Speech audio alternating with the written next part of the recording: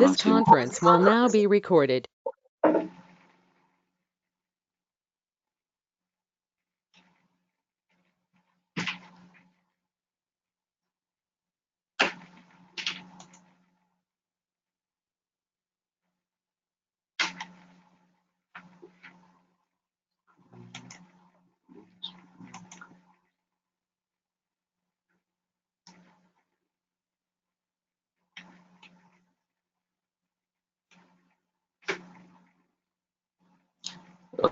Can everyone see my screen right now?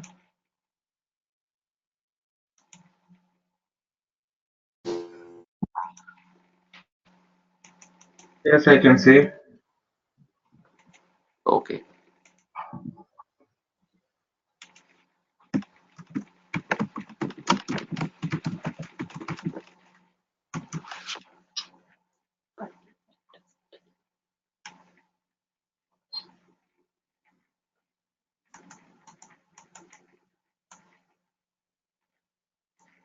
Okay, can you make me the presenter, Shukia Das?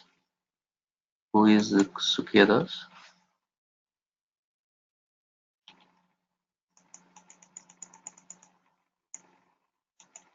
All right.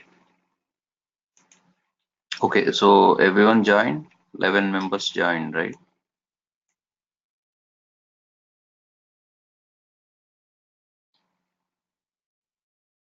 Okay. All right.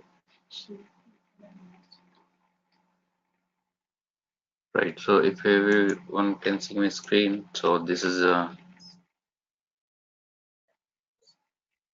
okay. If everyone can see, can you say yes or type yes? I only got reply from few.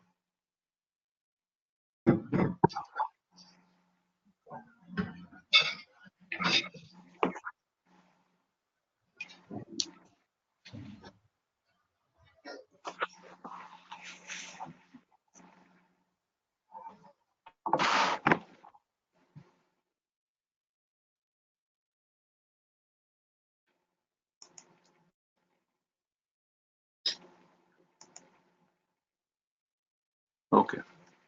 Okay. So let's get started then. So in the last class, demo class, we have started off with SDLC, software development lifecycle, and we have seen a little bit about SDLC, software testing lifecycle. So today I am going to explain in detail about SDLC. So if anybody has any quick question, they can stop me. I mean, at the end of the class, we'll have Q&A session anyway, like for half an hour or so. So if anybody has quick question to clarify, they can like raise their hand. Okay, right?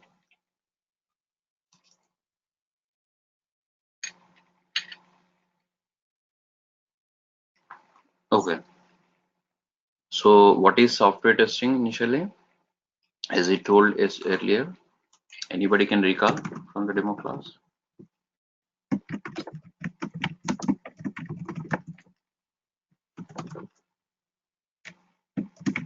What is testing? Testing is a process of verifying the objectives and properties of an object. That's all it is. So you verify the objectives and properties and validate them true. So I would say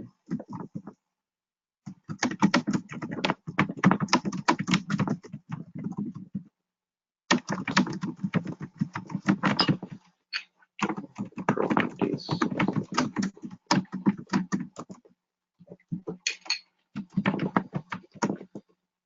Okay. What is the purpose of testing, or what do you want to achieve through testing? Anyone?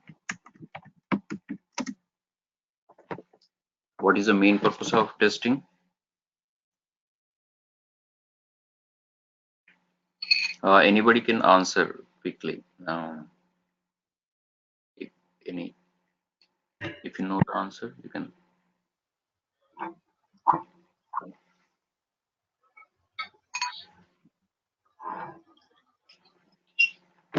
Main purpose is identifying the problems. That is why we are testing, right?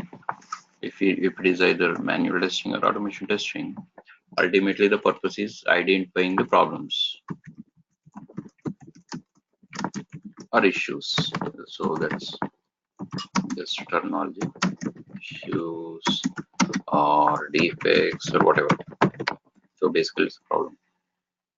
Now, what is the achievement? Or what do you want to achieve through testing? Anyone? You can just guess. Don't worry about right or wrong. Yeah, go ahead. Bug-free application. Okay, bug. Good going. And quality software. quality software. Good. User-friendly. User friendliness is a feature. I mean, it's one Okay. of the. So quality, it comes under quality, right? So anything else? You can just list out. There are not just one right answer.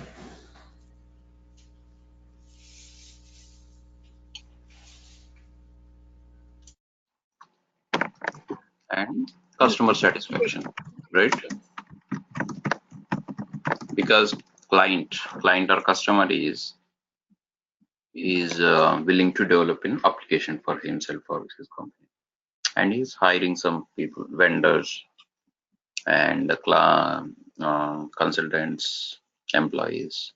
So as a tester, our ultimate job is to satisfy the client, right? So of course, these everything is coming under bug. That it's a bug-free application, points towards customer satisfaction, quality software automatically makes customers satisfied. So that's the main purpose. Of course, this purpose and achievement are applicable for development also, but since we are talking about software testing, so we have to talk about these two, purpose and achievement of testing. Okay. Now, there are two things we have to keep in mind while testing, right? What is this? Completeness and correctness.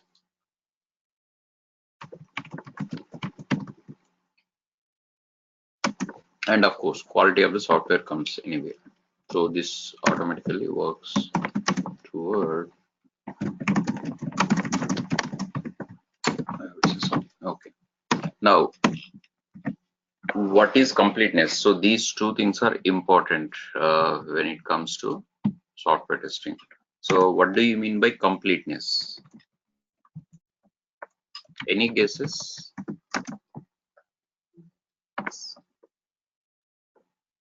Any guesses? End-to-end testing. Name. Oh, sorry. Go ahead again. Is it like complete of the testing from end to end from?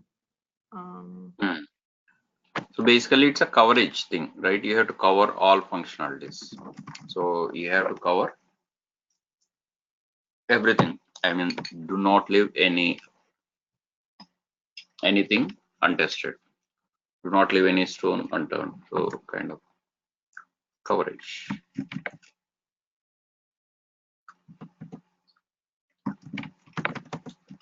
Coverage of all functionalities. Right. And what does it mean by correctness? Any guesses? The concept would be appreciated.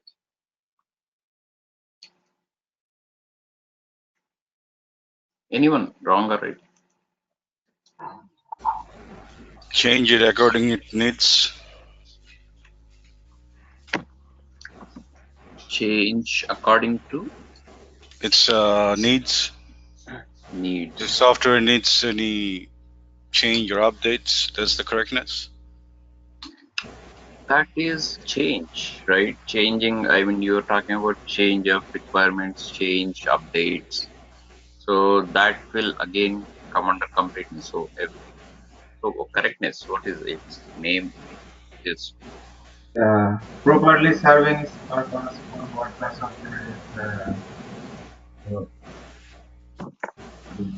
Each functionality is satisfied. That's it. I mean, each functionality is correct. Then only it is satisfied. So hence it comes under correctness. Completeness means all functionalities are covered. So it talks about covering. So if you're a manual tester or automation tester, you need to keep these two things in mind, right? Okay. Now, since we have also mentioned quality of the software, what does it mean?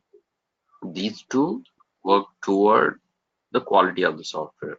Now, what exactly does it mean by quality, software quality? Anyone?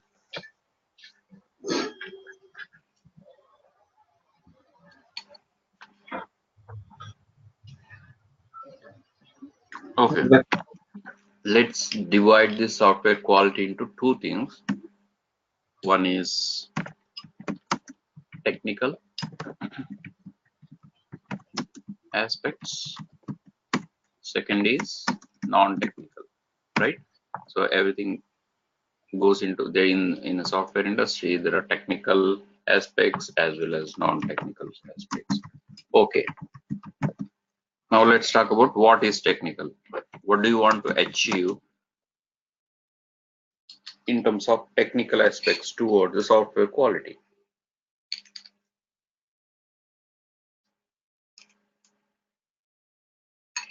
So in technical aspects, what are involved in any project? If anybody has worked in any project or has any idea about any, I mean, IT project, you can easily guess. Technically, what you're dealing with in the software industry. You're making sure the links are working, the No, requirements match. that is detail. Don't go into details. I mean, we are talking very in the on the macro level, not in the micro. Defects, bugs, objects, Java code. That is all details. Okay, we are still haven't reached there yet. So technical aspects include requirements. Every project has requirements, right, on the broader level. So that is the technical aspects. Don't worry about it's Java or non-Java, it's coding. No, even requirements is technical because even it's specifically important for a project. Without requirements, you can't even start. So these are one of the technical requirements. And what is the other one?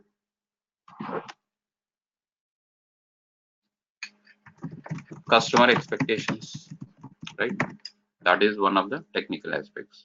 Okay, let's move to non-technical. These are the important, okay? Not These are not the only ones. So there are many, but important ones. Okay, now what are the non-technical aspects of a project in terms of software quality? Yes, anything. What is that is involved in so in a project that is non-technical?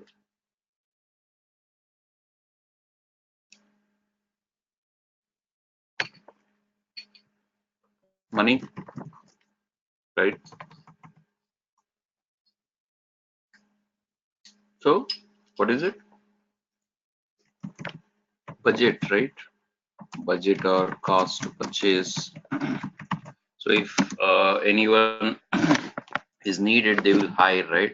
So for hiring, they will talk about the billing and everything. So these all need to be discussed prior. What is a budget? So they will allocate certain budget to certain part of the, I mean, certain team, testing team, and in the testing team, how much goes for manual testing team, how much goes for automation, how many consultants are required, how many employees are required, full-time employees, and what is their budget, what is these people's budget, everything.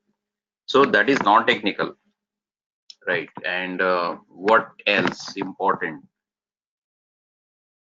factor? Second most important factor,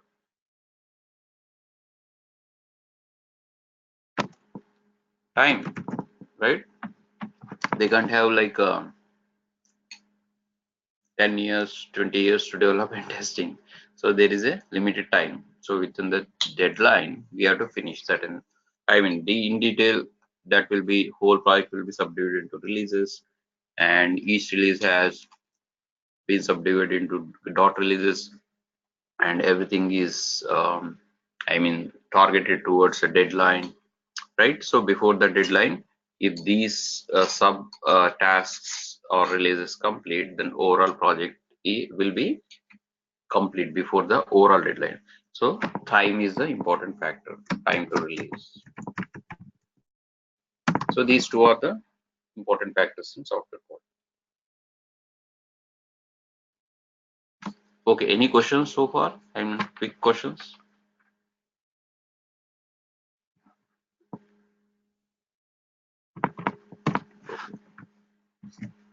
Okay, now we will move to the software development life cycle, which we have already seen parts of it, right? I mean, all parts of it, but I have not gone into the details. So let's go into the details.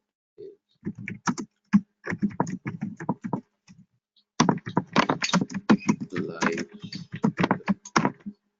Okay, since we have already seen about software development life cycle stages, do you have any questions which is not covered or covered with you?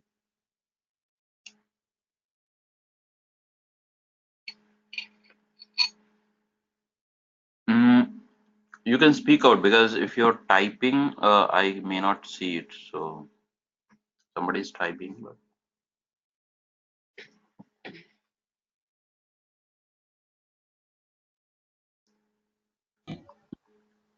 Okay, if nobody speaks, I assume you know everything.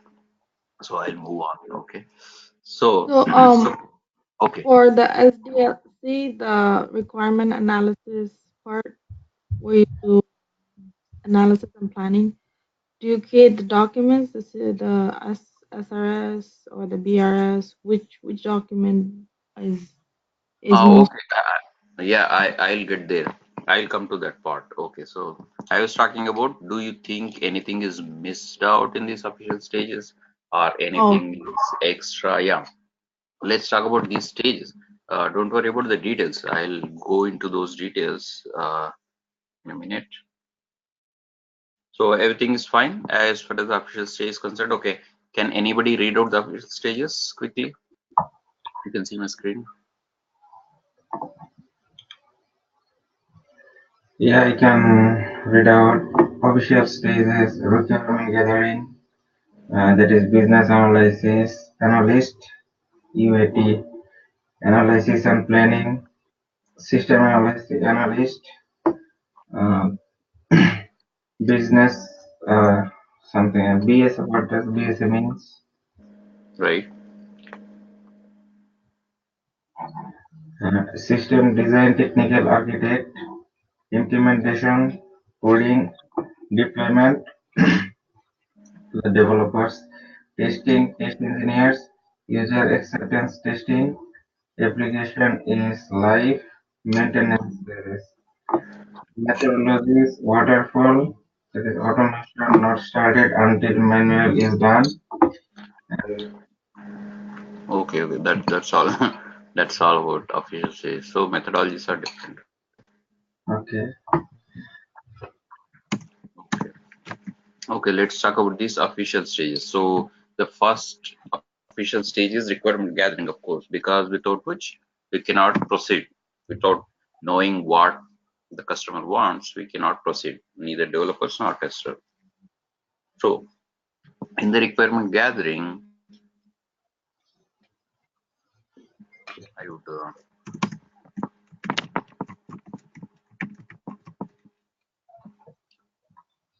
requirement gathering.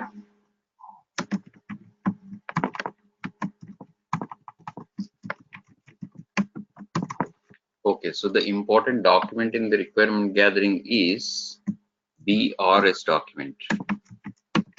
BRS stands for Business Requirement Specification. So that is a deliverable, right? So let's talk about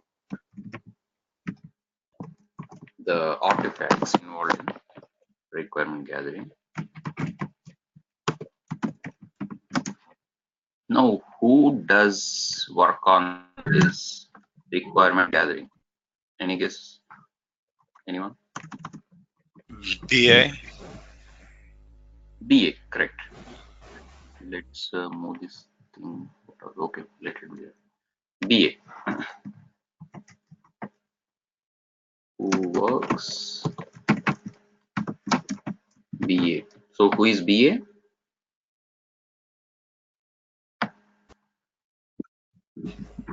Business analyst. Business analyst.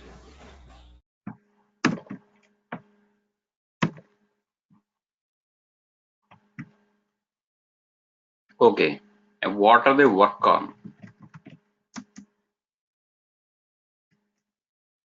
What do they work? Work on clients' demands, whatever they ask for. Yeah, clients' requirements.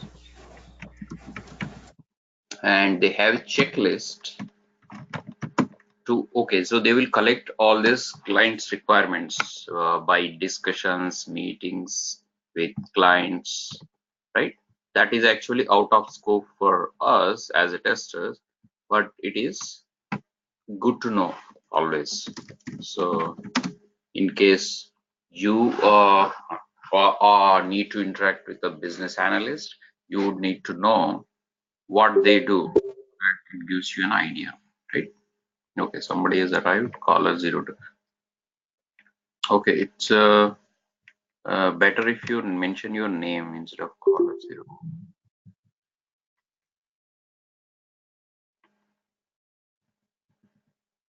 Right, everybody else has mentioned their name except caller. Okay, so checklist. What do they do actually? So what do they check if they have covered or not covered?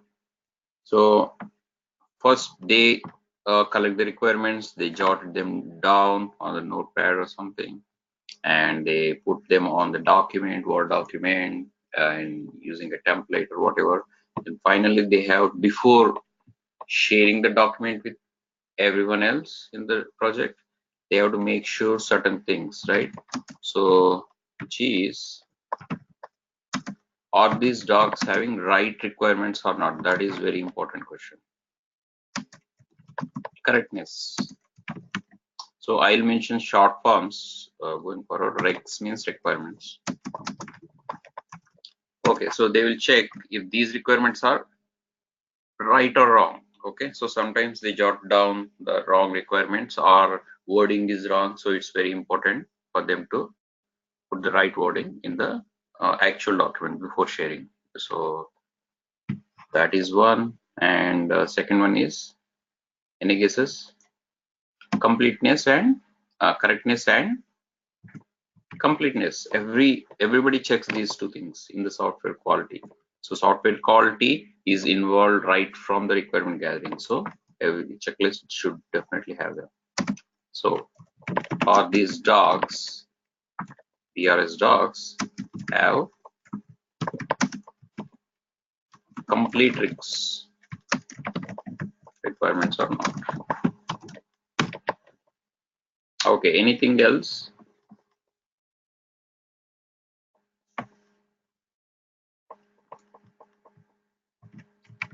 Are these docs have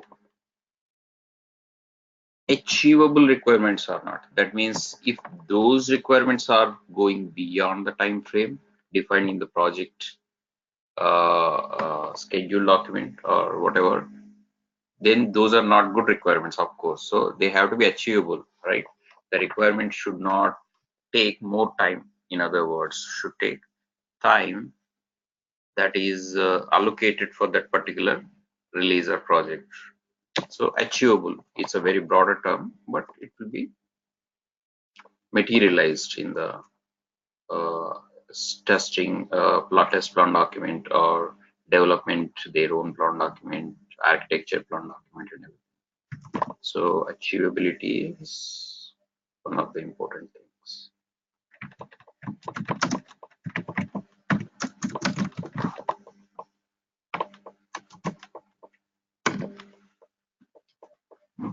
Okay, so anything else they want to check?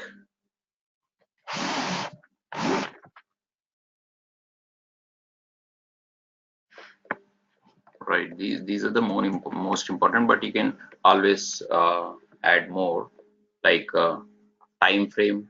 Time frame we have already discussed, but correctness in terms of test data. Test data sometimes they mention before even we mention, they have to come up with how the test data should look like. So like for example, if it is a financial project, then credit card number, so that involves certain digits, right? So those things you have to mention specifics, I mean. So test data can be dummy. We can make our own test data, but it should be meeting certain requirements. So in terms of test data also, they have to mention those things. So that goes on and on. So that comes into the details. Now, business requirement specification document contains all of these things. Likewise, analysis and planning.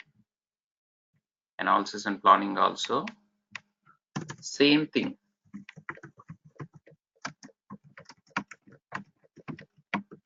Okay, now let's talk about deliverable. What are the deliverable, final deliverable in the analysis and planning? Anyone?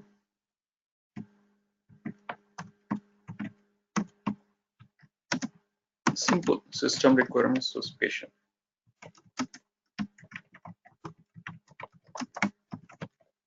SRS document. Now who works on it? What do you mean by deliverable? Like, is it deliverable to what, in what point? Like you're saying the BRS. Deliverable. What is deliverable? What do you mean by deliverable? You deliver something, right? In any job, you deliver something, right? Like deliverable of goods. So let's say some company manufactures something, some pharmaceutical company manufactures some medicines. Okay, scientists work on the formula and actual manufacturing production, they manufacture it, right? So at the end of the day, the client needs some medicines to be delivered, right, to actual shop, medical shop, Walgreens or wherever finally it goes. So what is the deliverable there for that pharmaceutical company? They are delivering something according to the client needs, which are needed by the general public again, because general public are the ones who are going to use them. So what is the deliverable there for that pharmaceutical company? They are delivering something. They are actually physically delivering, right? Delivering, which actually transported via ground or water or air. What is the deliverable there?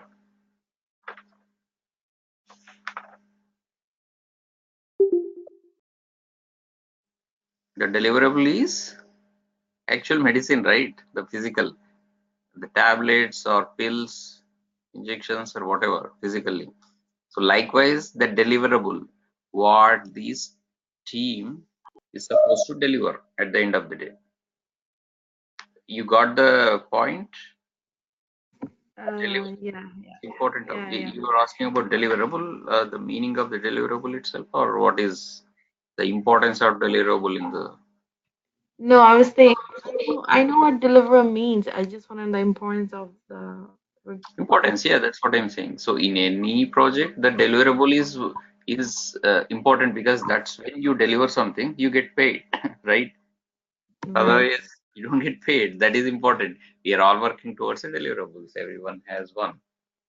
So deliverable for the BE team, business analyst team, is business requirement specification document. That's all. They work on it because they have meetings with client. They collect the business requirements. They jot them down. They analyze. They check. They go through this checklist, and finally they come up with a document called business requirement specification document, BRS document, which is a deliverable. Correct. Now their job is over once they deliver it for that particular release, right? it continues to be, they continue to work on it, updates, modifications, deletions, or whatever. Okay, you got the picture, I guess. Okay, let's move on. Analysis and planning. So after business requirements gathering, or in parallel to business requirement gathering based on the methodology, the system requirement happens. That is analysis and planning. Once the deliverables are once the requirements are gathered, then you have to analyze them and plan them in such a way that the subsequent team can actually work on it. These are all like raw requirements. They have to be like fine-tuned. So the next team that comes into picture is who?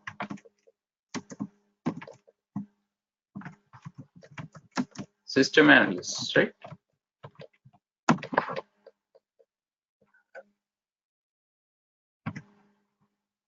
They work on system requirement specification document. Now, what is this system requirement? So business requirement document purely contains business requirements in English, right?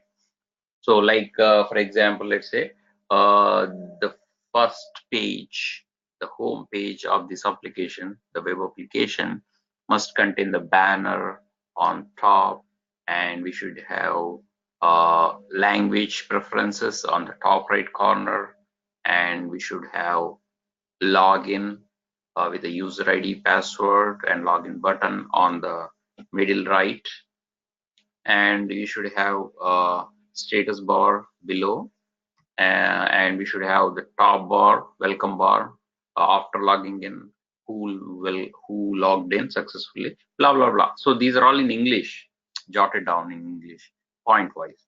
Now let's say for us testers, just by going through this, we can't do anything, because we have to imagine, I mean physically, how it is manifested or how it is implemented. So we need a visual representation of these requirements, correct? So visual requirements are provided by a team called system analysts, right? So basically their job is to read and understand each and every requirement that is in BRS document and come up with a visual representation called what? Wireframes.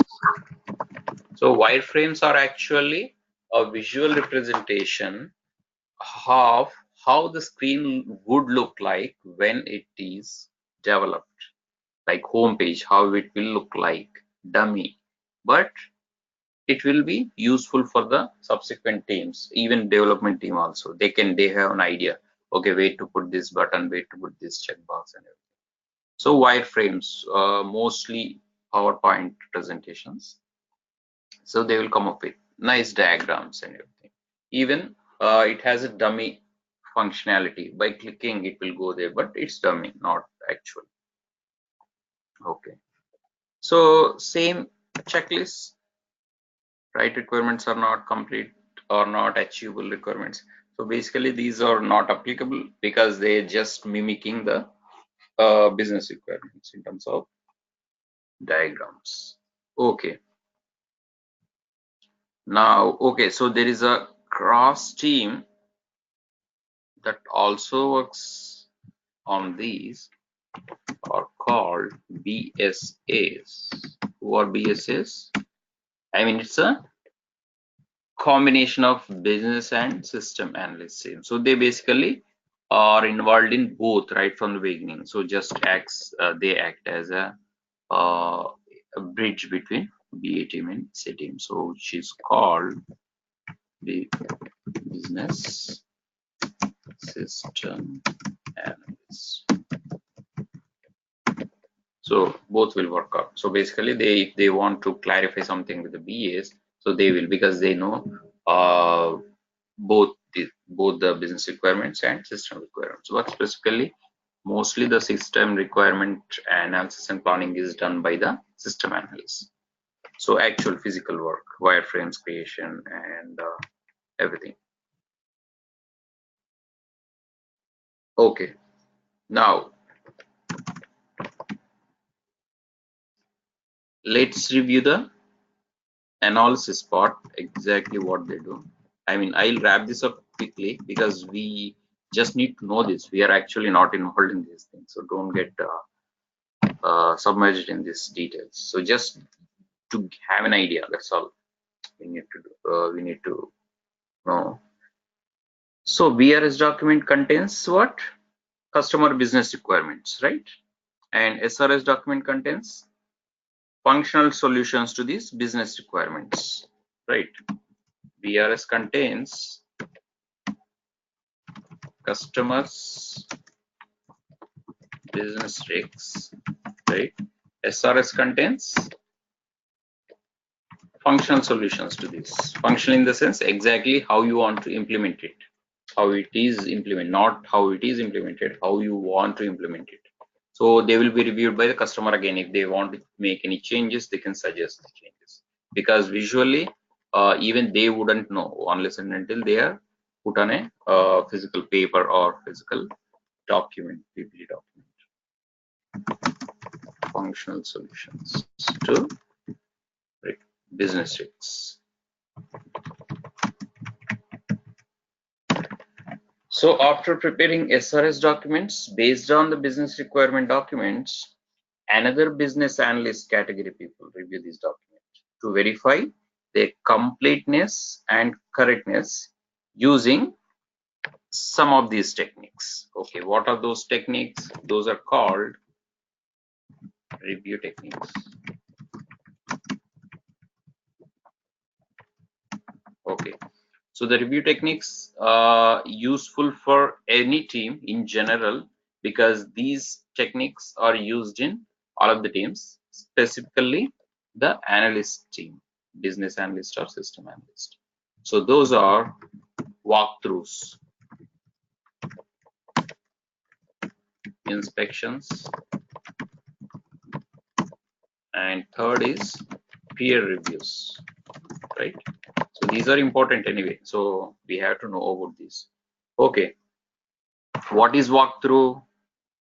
How do you make sure? Why we are doing these review techniques again? To make sure the completeness and correctness of these documents, which is important, which is a part of the checklist. Now, in order to make sure it is complete and correct, we cannot go about it without using techniques, because techniques provide the quicker achievable go. I mean, you can go faster. I mean, it will expedite the deliverability.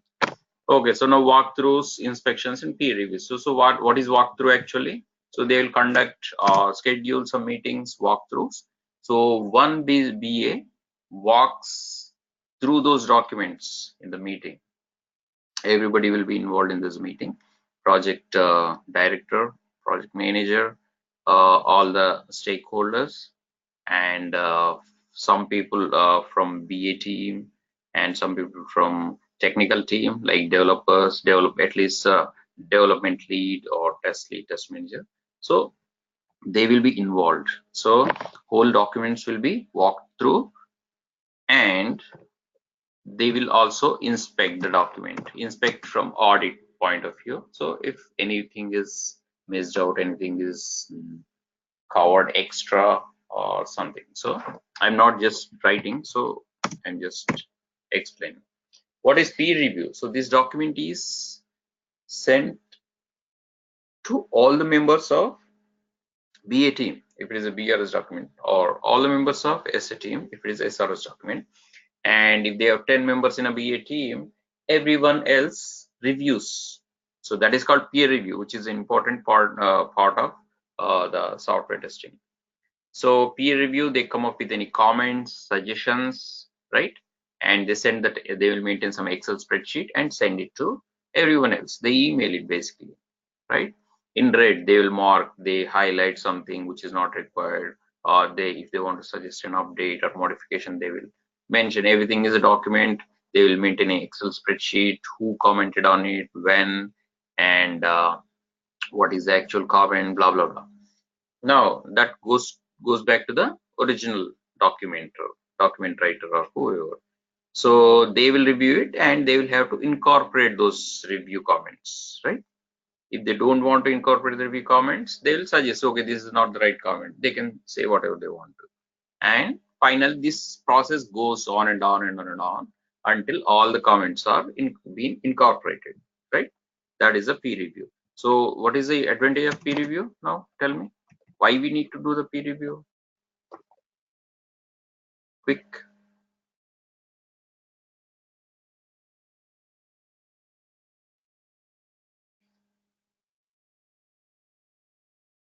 Because we want to catch any early defects, early defects in the document, not the defects, early issues in the document, so that nobody else can catch them, right? That is the main advantage of peer review. Review among your own team, so that is peer review. Okay, so let's move on to system design.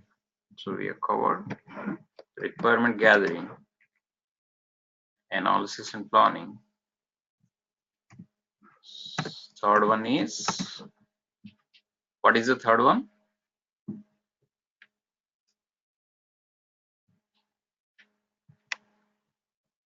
What is the third one? System design. System design.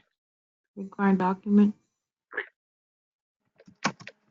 System design. Okay, I'll go a little bit faster here because these are things we just need to know. It's nice to have nice to know features or concepts. Okay, so system design involves technical architects, as I discussed before in the demo, and that is subdivided into two things: HLD and LLD. What is HLD and anybody can speak up immediately. I mean, right or wrong, don't worry, because I don't mind getting a wrong answer. I can correct later. Just tell me the right answer, any answer. High So level give me somebody. high level design or something. High level design. LLD means low level design. Okay, these are the short forms you need to remember because this terminology used a lot in the project, so it's good to know because they say, okay, HLD does not have this. Okay, you're wondering what is HLD, that gonna make you look like I mean non-pro. So it's better to know all this stuff. Oh, somebody thinking, what is wireframes and which purpose we will use? Okay, Shukla Das, your question is very late. Are you? Oh, maybe I've seen it. Okay, just speak up. That way, I can address your question immediately. Because if you're type, did you speak already or you typed just now? Wireframes are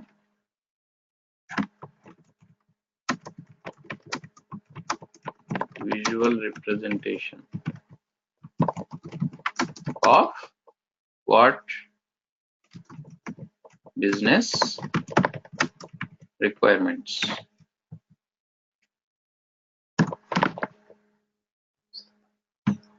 What is the purpose? Okay, anybody now? You answered your own question. What is the purpose? Shukla Das, what is the purpose of wireframes? I already explained, right? So tell me, what is the purpose?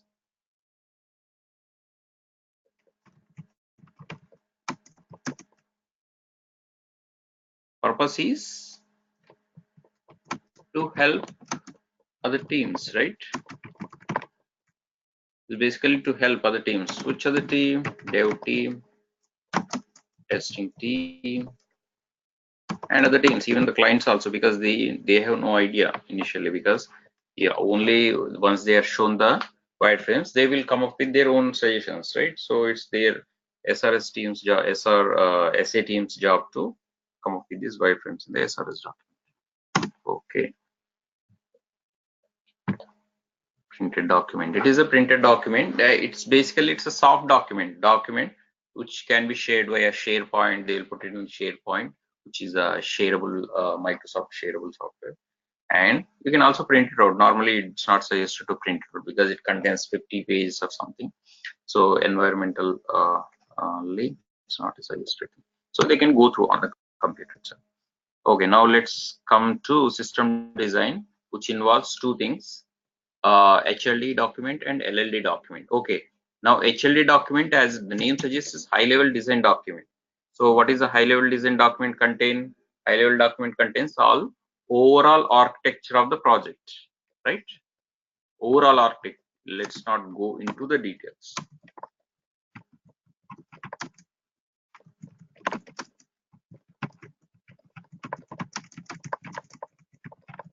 Okay, as the name suggests, what does a low-level design document contain?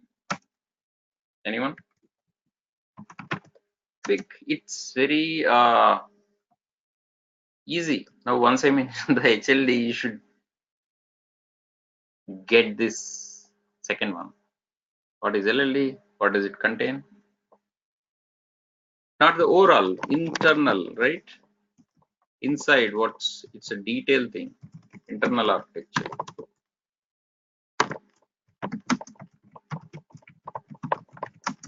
of the module, not the project, because the project will be subdivided into modules, right?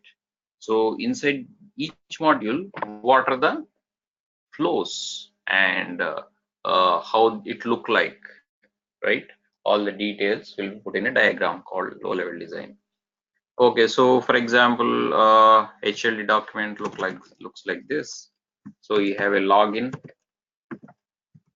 right, initially, and you have home page, of course. Before that, I cannot put a diagram in the notepad, so I'll send the notes, don't worry. So this is just for the understanding purposes. So I'll use pipe.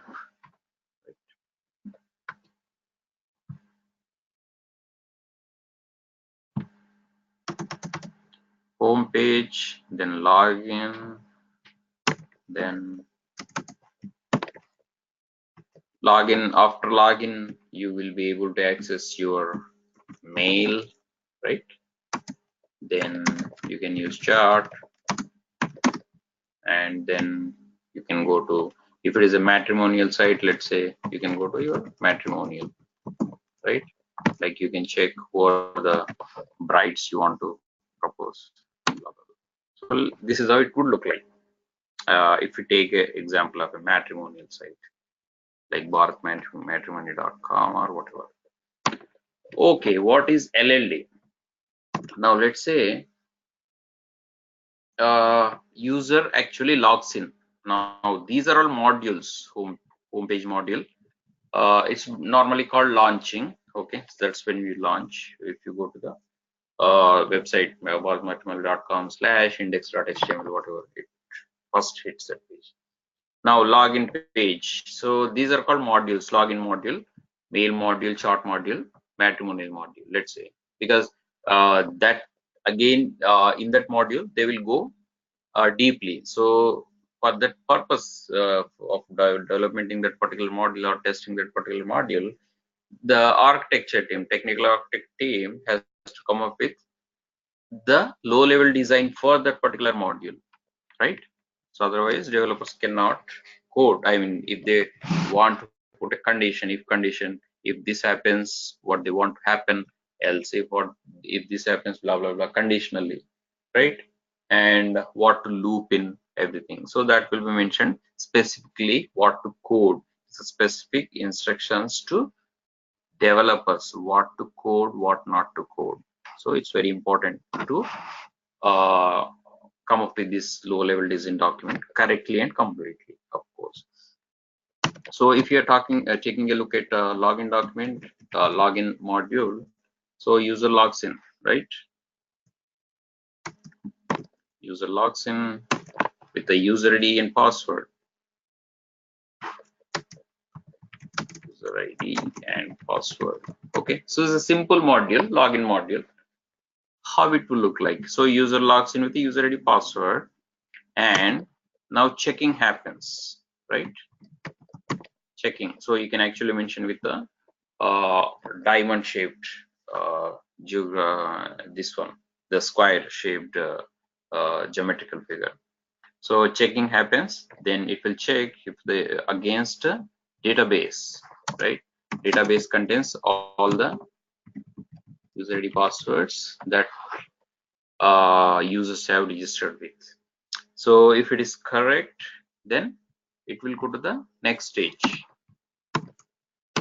Next page, whatever next page is, it's a matrimonial page, main page, or whatever. So if it is true, if it is false, so there will be a diagram here. It represents an arrow, and if it is false, what happens? It goes back to the user page, login page again. So again, user is prompted with the user ID password to re-enter. So this goes on and on until the max retrace reaches. So if it is only 3 max retrace are possible, that's how the developer is coded. Then after which it says your login, your user ID is blocked, or you cannot log in anymore. Please contact customer service number, blah blah blah. So this is a simple low-level design document, how it looks like. Don't worry about this the diagram. It will look differently when I share the notes. You will come. Okay, so this is the low-level design document of login module.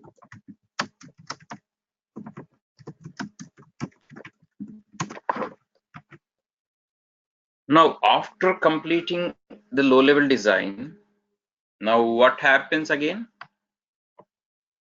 Again, these review techniques are applied, like we discussed. It's applicable for BAs, SS, as well as the architects. System design is done by actually architects. Who does technical architects? Right. So they will have to go through the review techniques again to make sure the completeness and correctness of these documents, HLD and LLD, walkthroughs, inspections, peer reviews. So same thing is applicable for all teams. So that's why I'm stressing on these 3 things. Now checklist consists of what? Same things again, right? Or these documents have right requirements. Instead, it would be, okay, I'll just copy this and change it according to the design. Okay, now tell me how the checklists would look like for a technical architect team. Just a guess. You don't need to worry about right or wrong. Are these documents, do these documents have right what? So what would be in the design documents? Of course, diagrams, right? Diagrams, symbols. Very important for the flow. They have to use the right symbols. If it is a check, they have to use a diamond shaped object. If it is an entry thing, you have to enter something, they have to use a rectangle. And for everything, they have to for showing the flow, they have to use the right arrows, left to right, right to left, up down, down to up, or diagonally, whatever. So that we will see. I will show you in the. I will share that with you. So those things will be checked. And regarding the completeness, what do they check?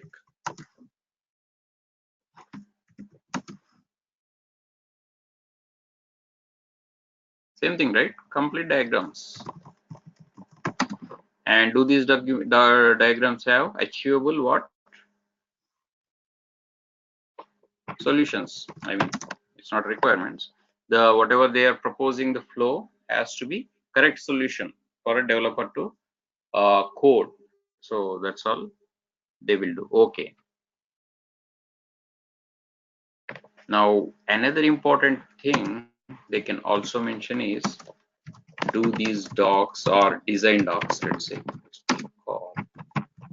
have automation testing process or not? So normally sometimes mention regarding if these has any automation, because if you actually go 5-6 years back then developers used to get involved in the automation testing also, because there was no automation testing team separately, because it involves coding. So apart from unit testing, they would actually automate some test cases.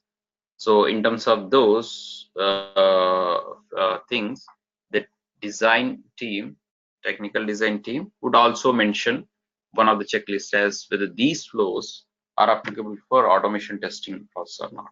So it's just a good to know thing. Okay. So these are the things involved in technical design. Do not worry about the specifics of these because you're not involved as such. You just need to know. Okay. Now what is the fourth one in the SDLC?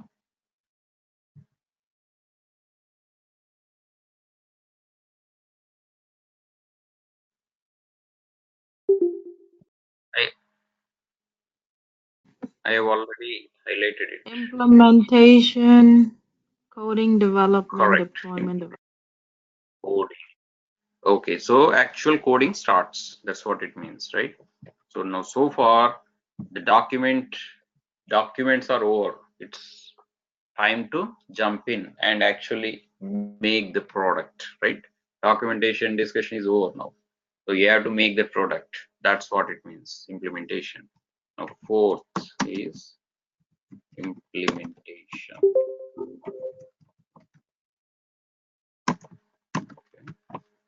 Okay, what does it mean by implementation? Coding, of course, right?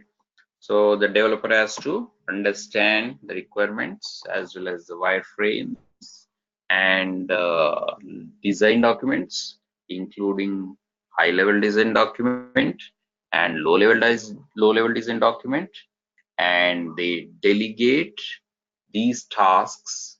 Who will work on what module? Who will work on what submodule? Everything will be assigned, allocated. The tasks will be clearly jotted down. They have their own meetings, developments. I'm not going into these specifics of these the development things because we are not involved as such within the team, right? So they will internally discuss, they will assign the tasks among themselves and start coding, correct? So the tools and everything they already know. So they will use Java or .NET, whatever. That is up to the management to decide. And what tools to use, Eclipse or IntelliJ, right? So the tools. Who will work on implementation? Developers. Tools they use is Eclipse or IntelliJ IDEA. That's another tool, which is a better tool than Eclipse. And tools and technologies like programming languages, Java or Java or .NET or PHP or whatever, and database things, SQL developer.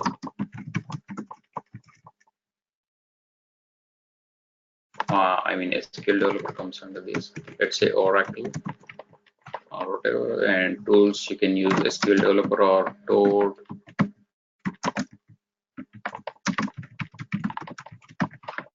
And yeah, so they will I'm just jotting them down just to give you an idea. So but these are the things they will discuss among themselves and come up with the tasks, subtasks and everything, and they will assign those tasks to the developers. So normally this is taken care by the development tech lead or development lead. So let's say they have coded. How they coded is up to them. Don't worry about this. So they have coded. So then what? After completion of these coding, now they have to go through the same procedure. Like what? Review techniques, walk through. So somebody has to walk through the entire team, their development team. what they have coded and everything. They will inspect amongst themselves and peer reviews occur. Same thing goes, that is applicable for all teams.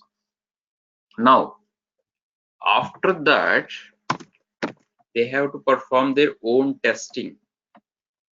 What is the testing called? Anybody? After coding is done. Now they have to testing. That is called unit testing. It is a testing that is performed by the developers, not the testers. So what does this unit testing contains? What kind of techniques they would use? Let's look at them quickly. Okay, so after preparing the programs, the functions, classes, interfaces, abstract classes, blah blah blah. So they will code everything and they verify the program's internal structure using some techniques. I mean, everything should involve technique here, right? Otherwise it would take a lot of time. So that technique is white box testing technique.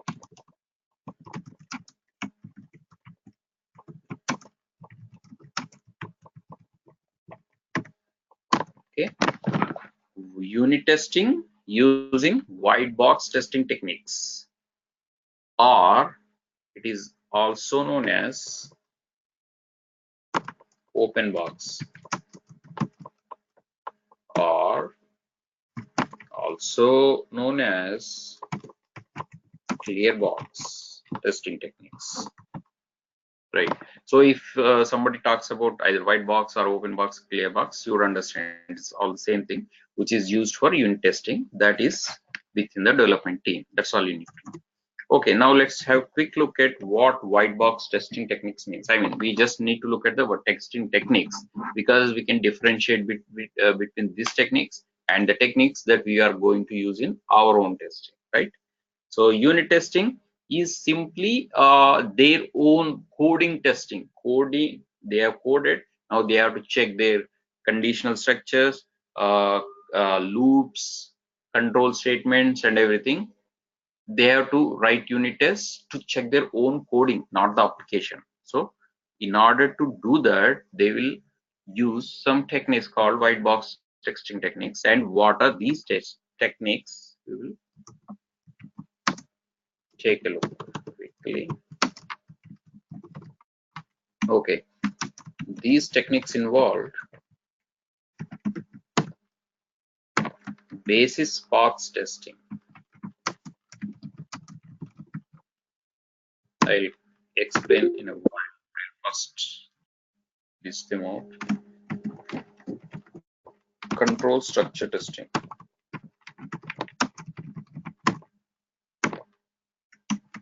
Program testing techniques.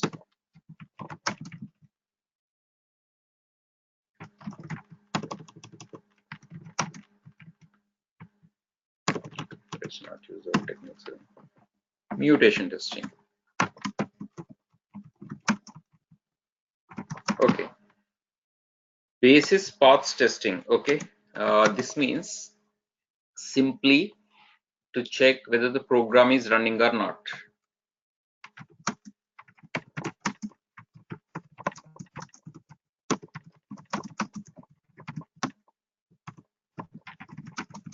Okay. So they have written a program, right? They have written a class. Is it running actually? Is it being hit? So in other words, if you're accessing a site called yahoo.com, right? You have entered your user ID password. Now you click the button, submit button or login button, whatever. Now what happens upon clicking login button? Some code written by developer should run, correct? Now they cannot wait for the end user to do that. So before that hand, they will test already. They would have tested it already using the basis paths testing to check whether the program is running or not. Because if they take the risk of waiting for the end users to do that, they will it probably will fail, right? So that is the main purpose of testing. You test before the actual user tests. Okay, so that is a simple testing, whether the program that you have written is running or not. It's kind of debugging. Okay, don't worry about what debugging is. We will come to that when we try to learn Java. Okay, now second one is control structure testing. Okay, it's just a technique. You just need to know what it is. Okay, don't worry about the specifics of it. Now they have already checked whether the program is running or not. Now control structure testing, they will check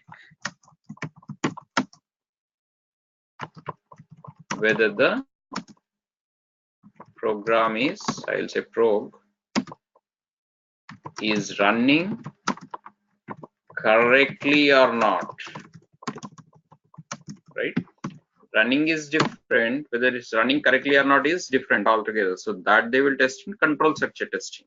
First, whether it is running, that is important. They don't want to see if it is running correctly or not.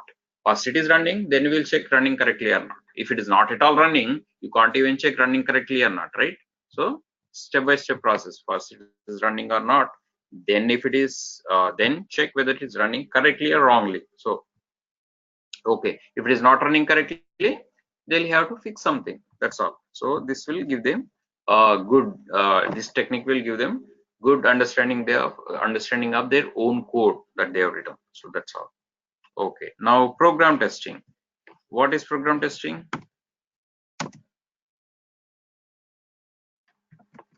Anyone to check whether the program is running correctly and yeah, and what is important? Just correctness is important or something else is important? Did you hear the term speed and accuracy?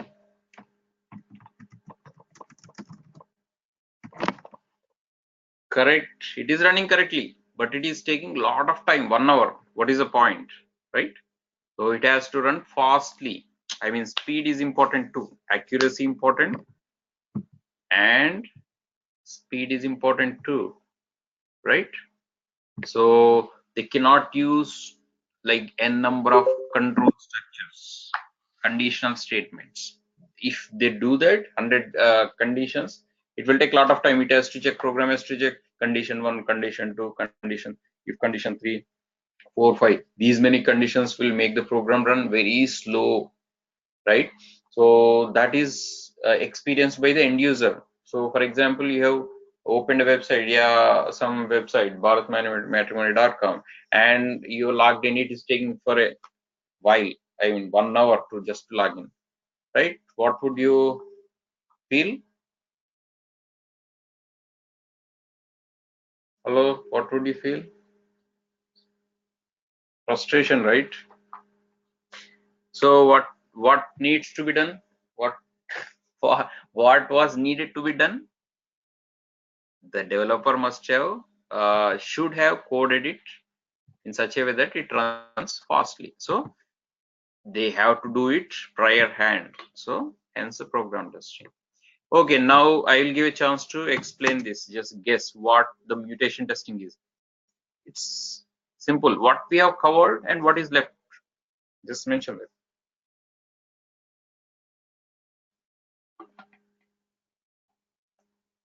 it. Yes.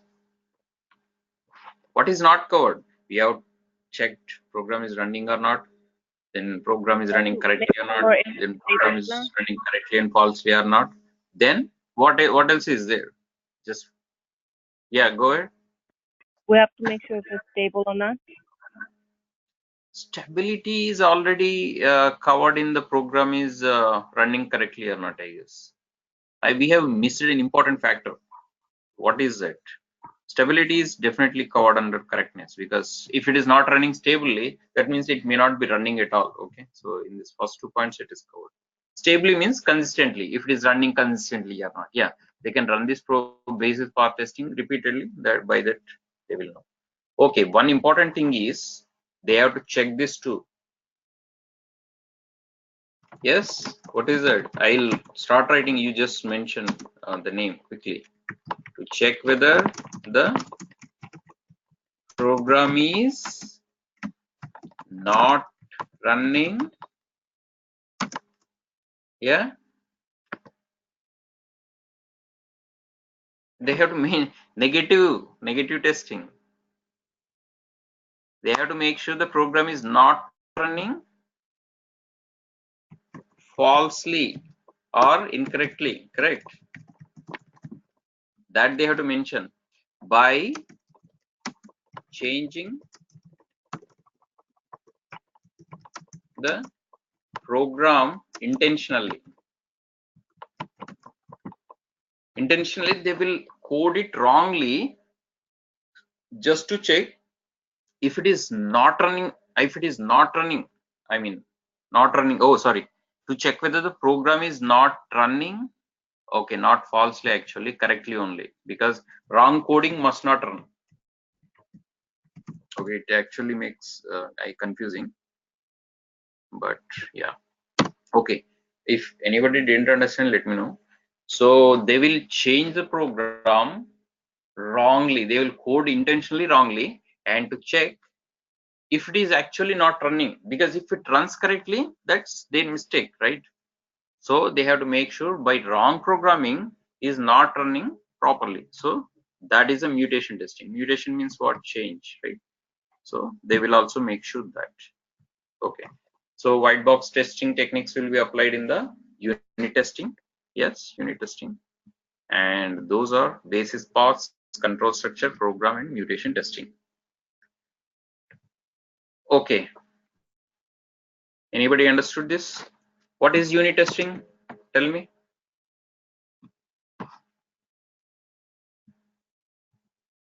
What is unit testing? Testing the internal structure. Yes. So I'll just quickly mention internal to test internal structure of a module. Okay, you can say this from interview point of view, I'm telling, but they will not ask you what unit testing is, but they might ask. Okay, so in which case you have to be ready to answer, or you can say to verify that the program unit, that's why it's called unit testing. Programs unit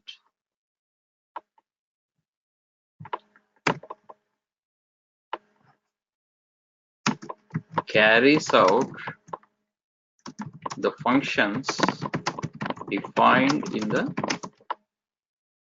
business specifications. So let's call it specifications, business or system specifications. In generals, just specifications. Okay, that is what unit testing is. Okay, do this. I'll just shrink it. Okay. Okay, you can see now clear. Okay, now what we have covered so far, quickly, in the SDLC, software development lifecycle, quickly.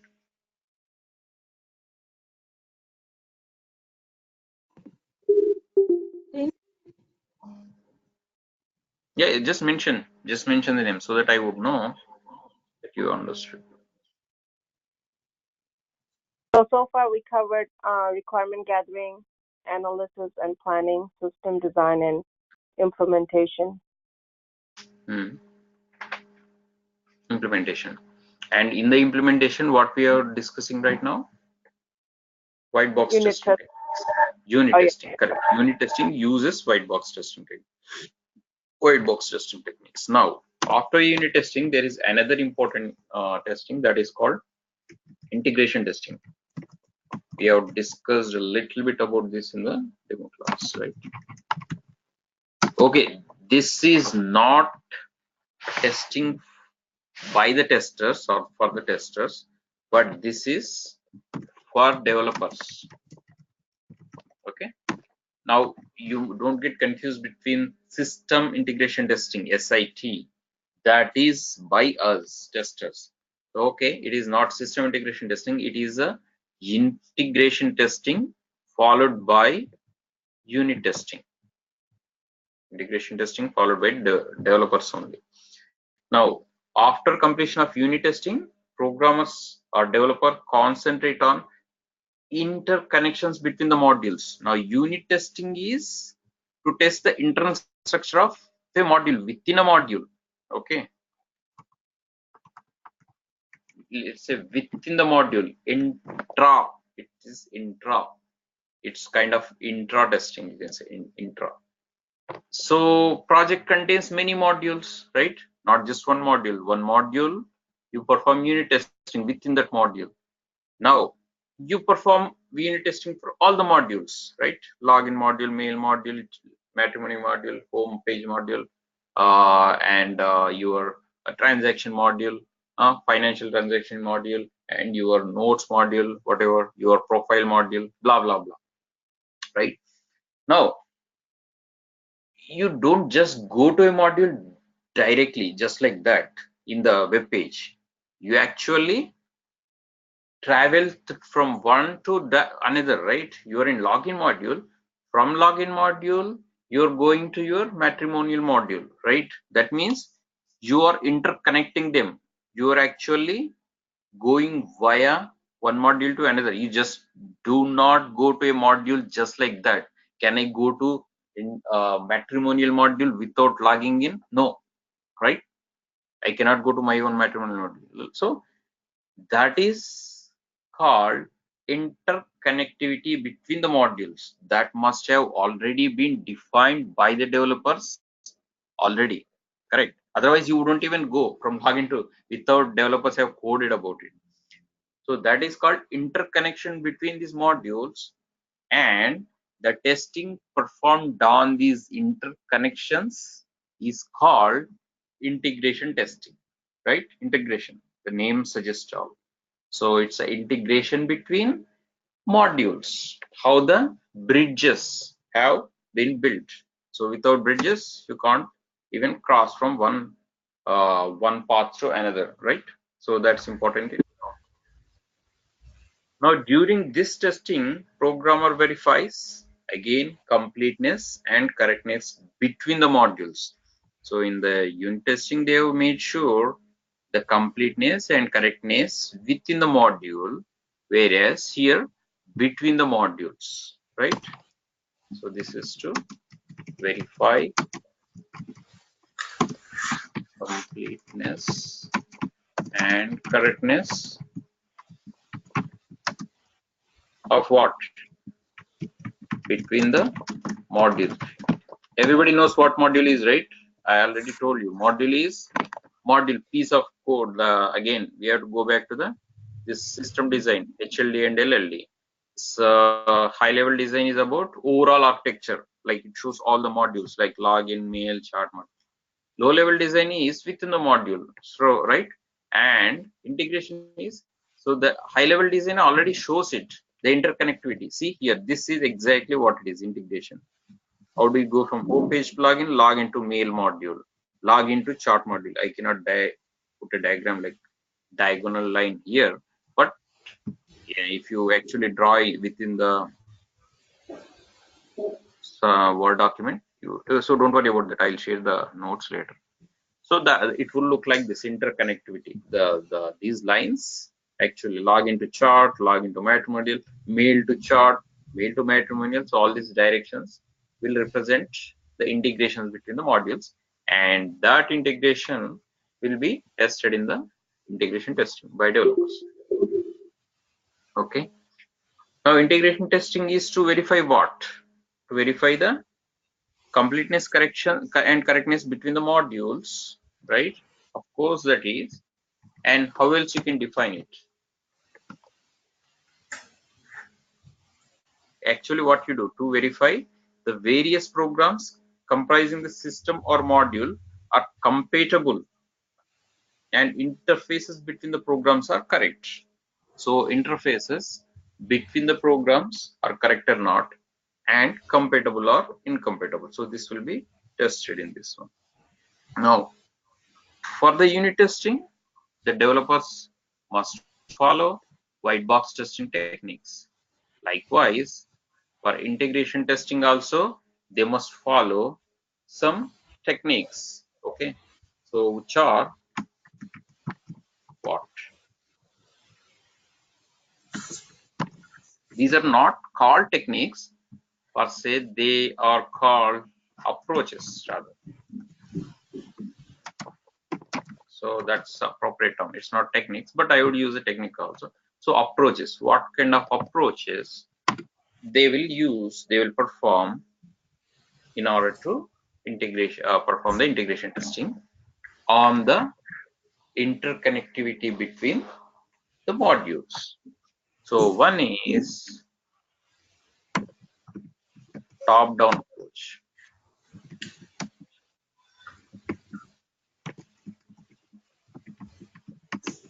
Okay, I'll just list out all these approaches and then I'll explain about this. Okay, obviously second one is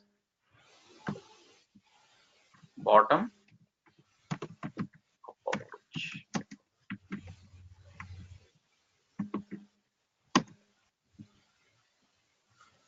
Third one is hybrid approach. Fourth one is system approach. Okay, what is top-down approach? Any guesses? The name suggests all. A quick answer would be appreciated. What is top-down Top to approach? bottom. How do they? Top to bottom. Top to bottom, yeah, that's it. Top to bottom. So basically, they will come from top to bottom, top module to bottom module, not the other way around. So that's it. So in this top-down approach, main module, the first module comes first, and the sub-modules is later. So in the development, I mean, so first in the development, the main module is completed first. Then sub-modules. Okay. Now, if for let's say we have talked about the V process approach, right? The methodology, software methodology called V process, not the waterfall. Waterfall, you have to wait. The subsequent steps have to be waited until the predecessor steps have been completed. But in V process model, something goes parallelly, as well as in Agile model, right? So now, in top-down approach, the developer, okay, I'll show here. So let's say he's working on this main module. Home page is the, let's say, main module. Okay. Okay, so main module is home page. He has worked on it, right? Now in the vProcess module, so system integration testing must be going on when the design is going on HLD and LLD, right? HLD especially. LLD unit testing is going on parallel. So now the login module and mail module are not complete. So how can they perform integration testing, correct? Integration testing has to be performed only when all the modules have been done. But in Agile methodology, you cannot wait. Everything has to go in parallel to save time. So my main module is complete as a developer. My login module, mail module are not complete. What can I do? To do that, I will introduce a temporary program called stub. Okay. Now stub is a temporary program. It doesn't have an implementation, but it will make up for the submodule which has not been implemented or developed yet, so that the parallel testing that is going on will not be interrupted, right? So main module is complete, top module is complete, but in order to come down to the below modules, I can introduce a temporary program stub quickly. That is quick thing. Okay. So it will just make up for it. I can jump to home page to login page without having to go inside the login. I don't want the intricacies. I mean, without having to go into the matrimony or profile module, but I can travel from one module to another module, and the traveling is important. The interconnectivity is important for my integration testing. So that interconnectivity traveling is achieved by introducing a temporary program called stub. I am not interested in that login module per se, because I am not doing unit testing right now. Okay. So because I am in the phase of HLD, correct? And HLD, while HLD is going on, what kind of testing will go? Integration testing, right? LLD is later. LLD is going on. I would perform unit testing. For that, I need a complete implementation of that particular module. But just to check the interconnectivity, I would need the stuff for this, but not this. This main module has to be completed. So that is top-down approach. Top module is done, bottom modules are not done. We can make up for those using the stubs. Understood? So let's say temporary program for stub. Example, chart module, stub. So stub is nothing but a shell program. Okay, so it will look like chart module dot sh, shell program. It is not HTML. It doesn't have any Java, right? It's just a shell program that is quickly invoked. So while traveling from, if I click a login button, it will hit this shell program, right? So that will enable me to test. Okay, I can go from this module to that module. Do not worry if you do not understand the specific. It's just to know. Okay, so because it's a part of SDLC, you have to know. If it is a part of SDLC, you have to be completely aware of it, completely have expertise in it. So okay, now let's quickly jump to the bottom up approach. Okay, anyone? Based on the top down approach, how would be the bottom up approach?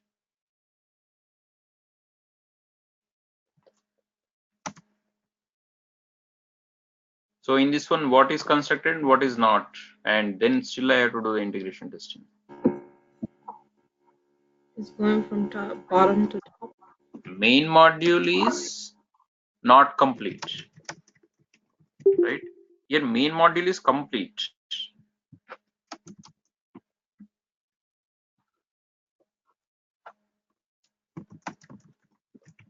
Submodules, one or many submodules are not complete. Then I would introduce a temporary program called stub for the particular submodule which has not yet been completed. Now in the bottom up approach, it's the other way around. Main module is not complete, but submodule or modules are complete.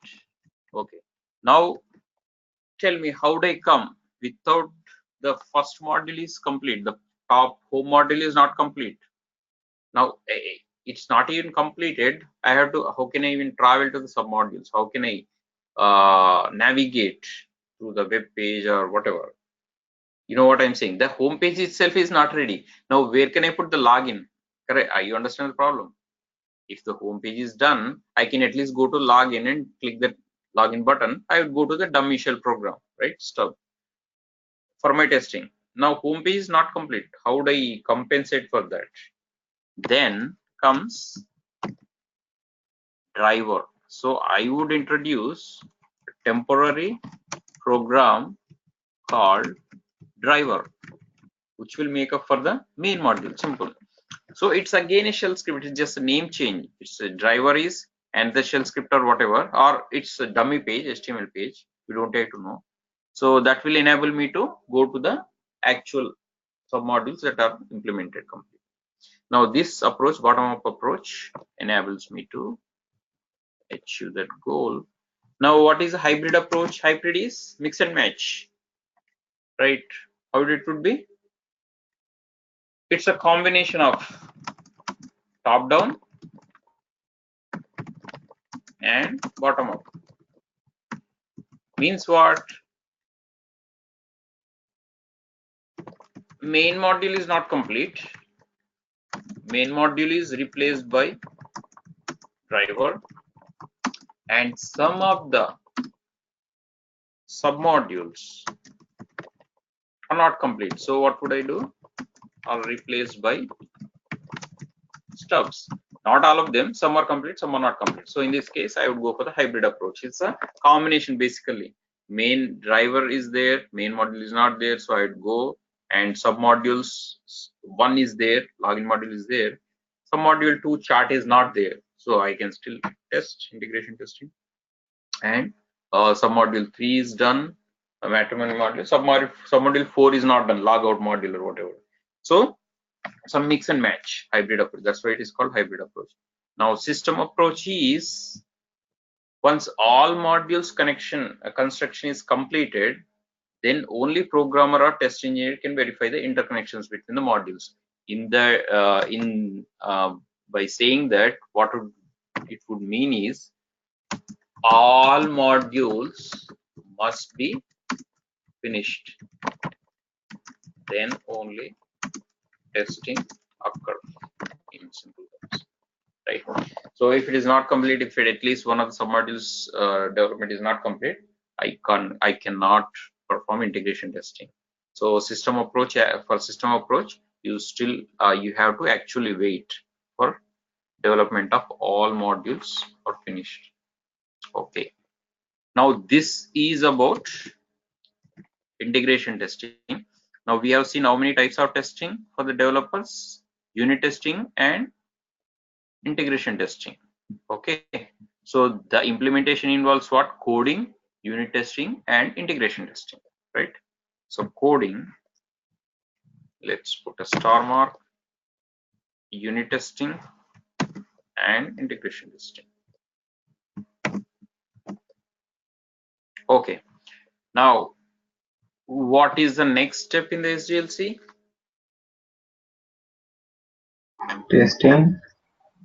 Testing. Okay, who does the testing? When testing is needed? What kind of techniques we use? Okay, we will discuss. What is the step number? 4 or 5? 5. 5, right? Okay. So actual testing comes now. Okay, so after the completion of integration testing, the management gives software to the testing team, who testing team. Okay, so testing team is the involved team in this one. Okay, now what they will do, who and what? Okay, what their job is, testing team has to verify customer requirements in terms of functionalities using some techniques. Okay, now let's see what are those techniques. Okay, now tell me again what they would do. We have already seen what every team does: BA team, technical architect team, development team. What they have to do, we have already discussed. Now what the testing team does: Test the software. Customer requirement. I mean, in simple terminology, this is what you have to tell in the interview also. So from interview point of view also, it's very important to actually understand and remember this. So there is no other way to it. So what is the main responsibility of a testing team? So it is to verify the customer requirements in terms of functionality, right? Not just the customer requirements per se. So in terms of functionality, how they function using some techniques, right? So using some testing techniques called black box testing techniques. Okay, this is very important, so pay attention. Okay, it is also known as closed box testing.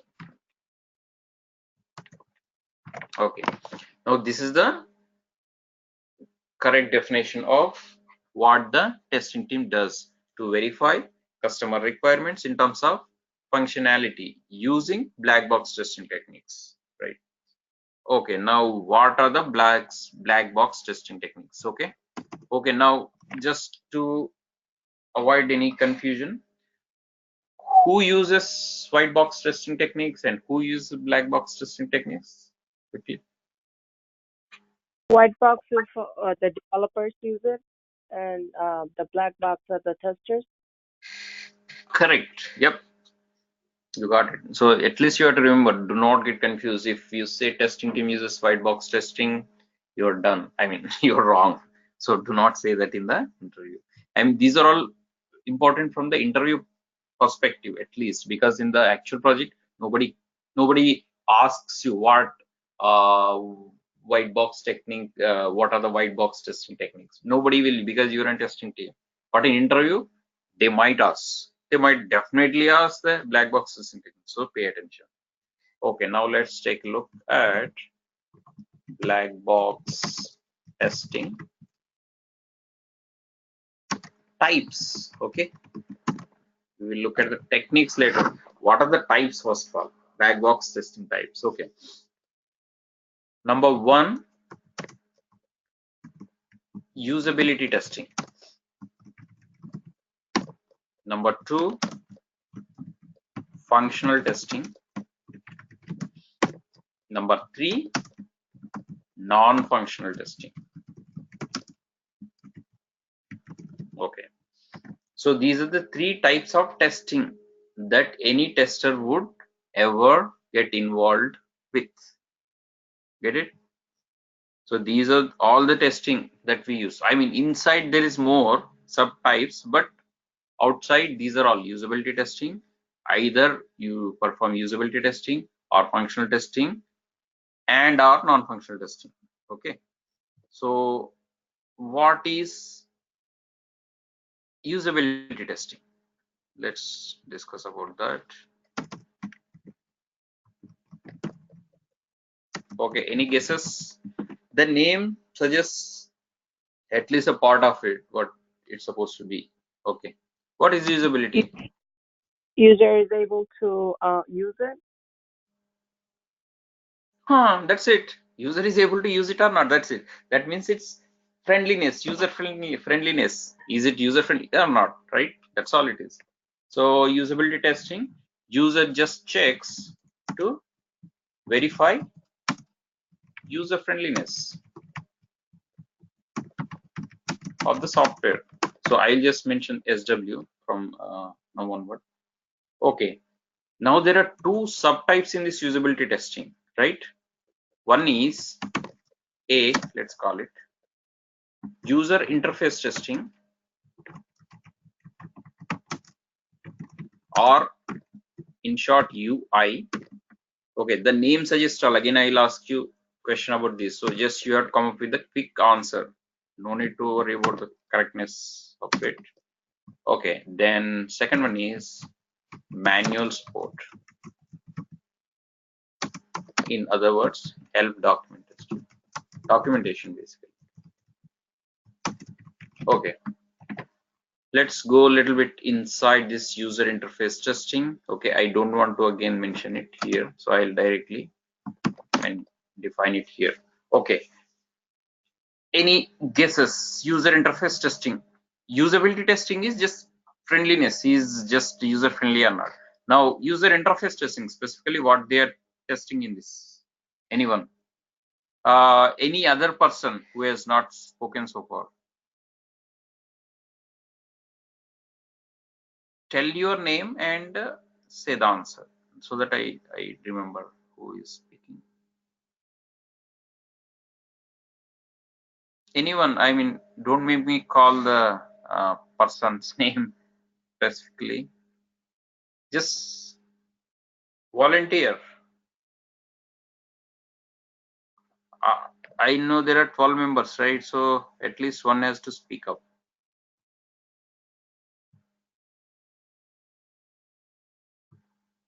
Okay, then I'll call 13 members, right?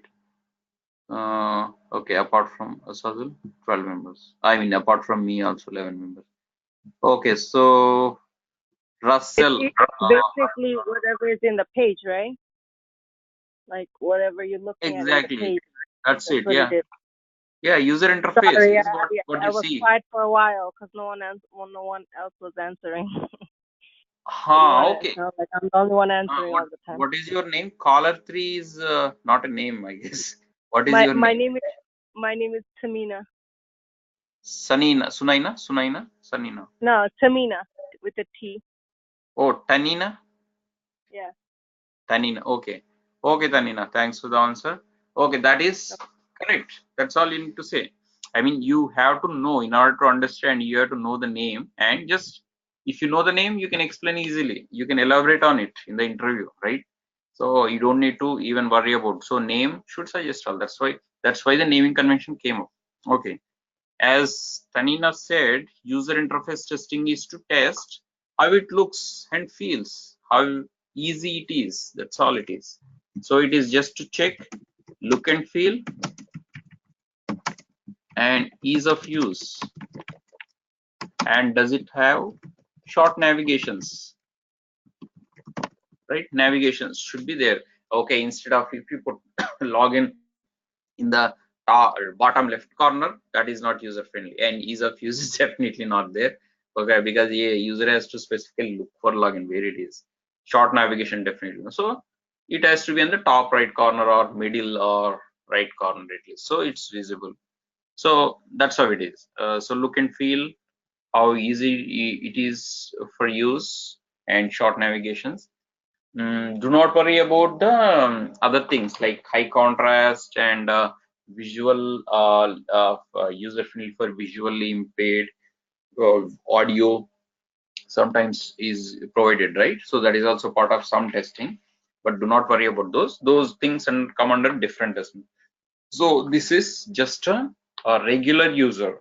Look and feel is fine, ease of use is fine, short navigations are fine. So that it does not involve any technical knowledge. Any person who has a basic understanding of computer can do usability testing. Yeah? So this is how easy it is. Okay. Now what is manual support and help documents testing? You all know every software comes with a manual or help documents, right? There is a help section in every software. In web page also you can click on a help. Okay, now what kind of testing is it? Anyone? Quickly. The more you wait, the more time is wasted.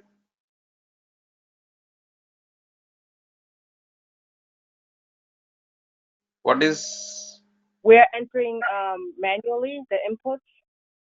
I'm assuming it says manual support. no, not manual testing. Manual testing is, that's what we are doing. Manual testing is, testing means manual testing only. So we haven't even entered. So testing is general term for manual testing and automation testing. But manual support is different, right? Manual support, help. So manual, don't go for okay, I got it. So manual, every product comes with a manual, right? Like you purchase a laptop, it comes with a manual, not manual, user manual. So it's basically document testing. So what tester has to do in this manual support and document testing? He has to verify whether the help documents are provided or not, first of all, right? So not all software comes with the help document. So it is good to have. It's actually mandatory, kind of mandatory right now due to some section or something. Legally, I mean, you have to provide help documents, even if it's a software product or a hard product or something. So the testing team has to verify whether the help documents is coming along with it or not. So first of all, its presence, right? And second is it complete or not? Is it correct or not? That's it. So to verify existence, completeness and correctness of help docs. Help docs are normally prepared by the documentation team, technical documentation team. That would be a separate team. So basically, they would interact with developers, BAs, and SS. So they will basically know exactly what terms to use, how to put headings, and where to put side headings and numberings and everything. So the document looks good when it goes out for the public, right? So the technical team has to prepare that. So basically, testing team has to just verify it's there or not, is it complete or not in terms of requirements, and is it correct or not. If there is any typos, silly mistakes, so you can always point them out. So that's simple testing. You can easily finish it in an hour or so. So that's about it. Okay, who prepares the documents? Who prepares this manual documents? Just now I told you.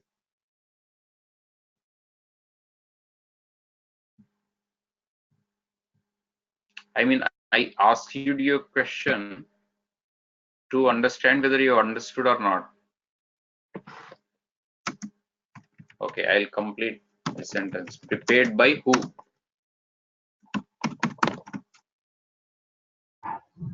It's prepared by the testers. No. It's business analyst. No, I just actually mentioned the term. You whether you're paying attention or not. I'm asking question to check whether you paid attention or not. Who prepares the help documents? I mean, testers verifies it.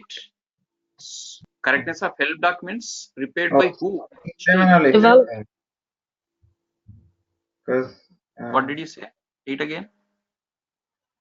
system analyst who prepare the system. No.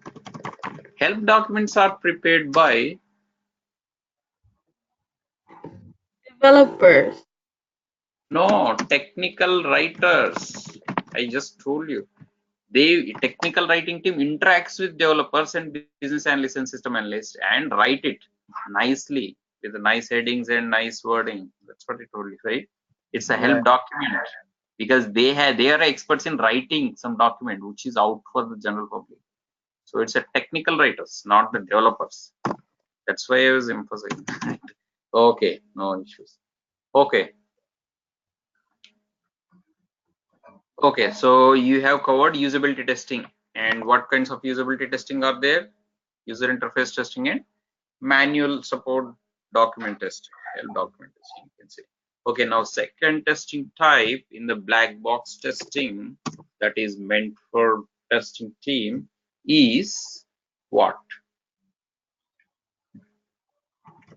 Functional testing. Functional testing, which is a very, very important testing. So please pay attention.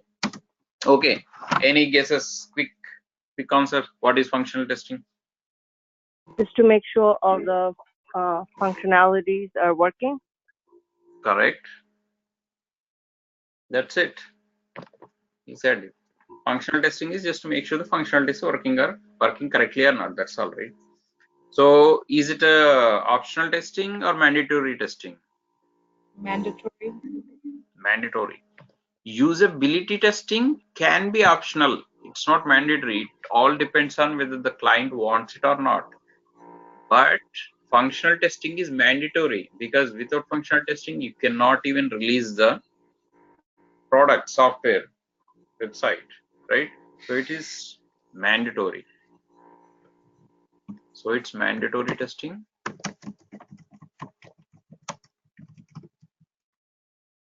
And what part of testing that is come under?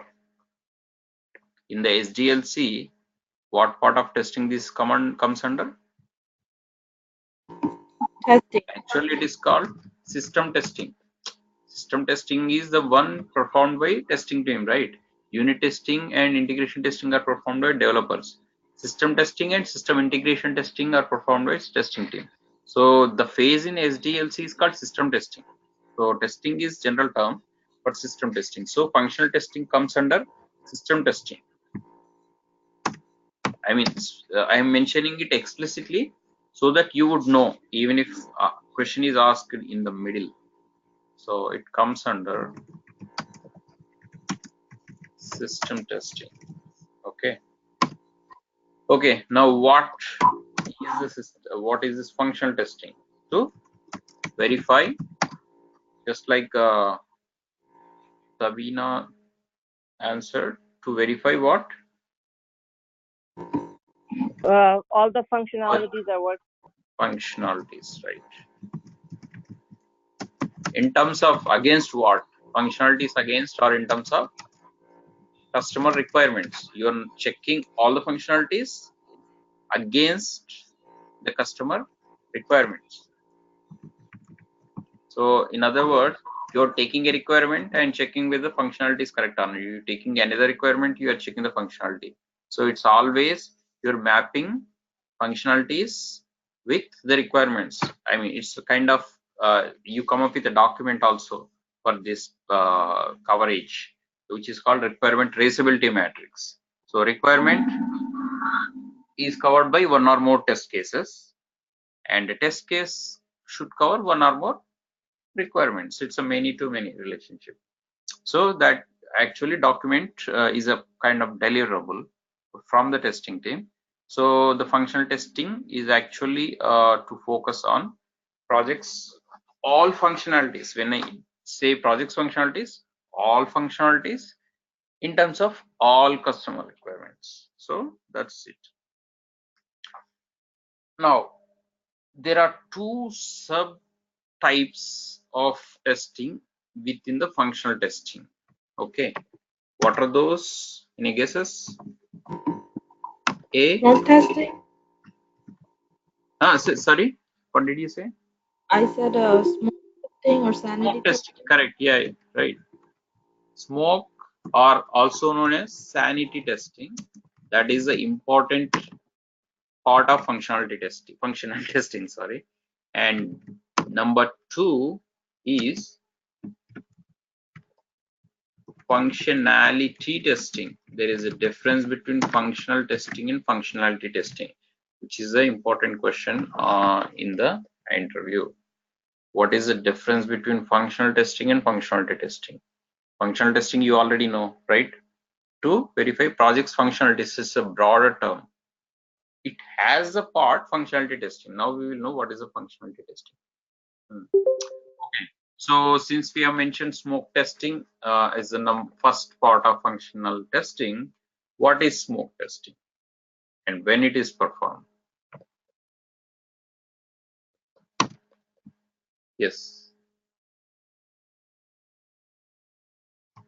Smoke testing is okay. I'll just take an example, then you'll tell me what it is.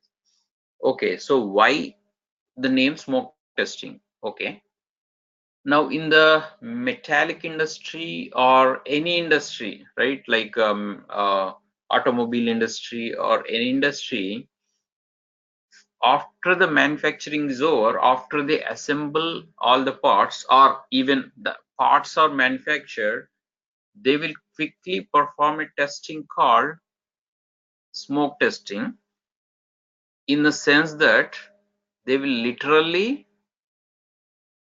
check whether the part is catching fire or not.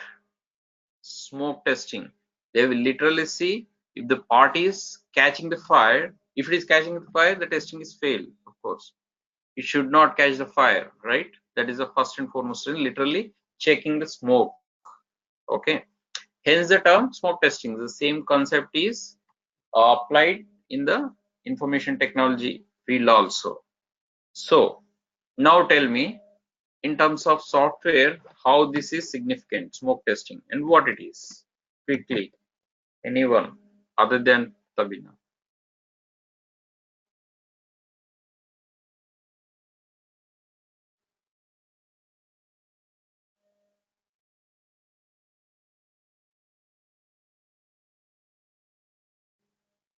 So what is the purpose of smoke testing in the other fields? Quickly they are checking something is not breaking, correct? Yes. So how do you define smoke testing in the software field? That if we give so many input, it breaks down or system hangs or no, something like that. Correct. That's it. Yeah. System hangs or not. Yeah, that's important point. Because if system is hung, you cannot even proceed, right? Our Yeah, system is down or not, right? If it is down, the software is down, the server is down, you can't even access it. You can't even open the home page. You get a 404 error. You might have seen, right? yeah, System not available is 4 not 4 HTTP 404 or HTTP 503 server down, or there are so many errors. You just see the error instead of the page. That means smoke testing is not performed properly, correct? So it's a, how do you define it? To quickly verify the system is up and run. running or not. And not just that, smoke testing involves more than that. First, definitely it's up and running or not, that it's not down. And important functional, important, let's use, yeah, important functionalities only, but we can call it important features and functionalities. Yeah, so let's call it functionality, because I haven't reached functionality set. I don't want to use the term. Okay, because it's a well-known term, we can use it.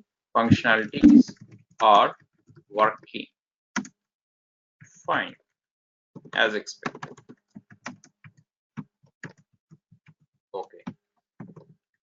Okay, so it should not take more than like 10 minutes. Also, tidbit should not take more than 15 minutes. Okay, it depends. Sometimes 20 minutes, but definitely not more than half an hour. So it's a quick testing. That's why. And this to verify system is first of all up and running or not. All the servers are up and running. And important features in the sense that, okay, there are only 5-6 important features, right? Like login is working. I can access the home page. I can access the database. I can access the web services are up and running. I can access the logout is working. I can see the logo, the company logo, which is important. And I can access all the sub modules like matrimonial module. I don't have to go inside it, but okay, whatever important features for that particular website, what the end user is expecting, those are at least working. Okay, so what is not important? What is not important is I don't have to check, let's say, my profile picture is displayed or not. That is not important. I mean, right? Profile picture comes later in functionality. So is I am able to access the profile or not, that is important, but I don't have to go into the details for the smoke testing, because for the first thing it should be quick, and it should just check the surface level functionalities. And important too, I mean, I don't have to cover important, because if I cover all unimportant things, it will take a lot of time. So when it is performed after each deployment. What is deployment? I haven't explained, but any guesses? It's releases any module or new module release or any after any new feature Right. release. Yeah, it's kind of release, but it's a inside release within the team, internal release, in the Not sense the that if there is any software fixes, release, like updates, after they will. completion of any module or something. Correct. Yeah. So if they make any, like we have talked about some stubs, right? So login stub actually is developed, right? And I have to push the code. That means I have to deploy it. I have to actually push it to the environments. So we have environments like development environment, testing environment. So testers will access testing environment, in order to perform the testing, right? So likewise, after testing, it will go to the different environment like stage environment, then production environment. Finally is production, because that's when the end user can access the application product. If you are able to see the website from your computer with the internet like yahoo.com, that means it is live already. That means that application is in the production. That code, piece of code the developers have written and the testers have tested, is in the production environment. So production environment is last environment. That development code is deployed. So that's how you use it on deployment. So before that, they would deploy each and every single fix, hot fixes, dot releases, everything they deployed. After each such deployment, a quick testing must take place, which is called smoke testing, right? So now you know what is important. Smoke testing is just to make sure whether whatever is deployed, it is just up and running or not, and it is not broken. I mean, it is the important functionalities are still working as they used to. Okay, that's all. Okay, now what is the next type of functional testing? Functionality testing.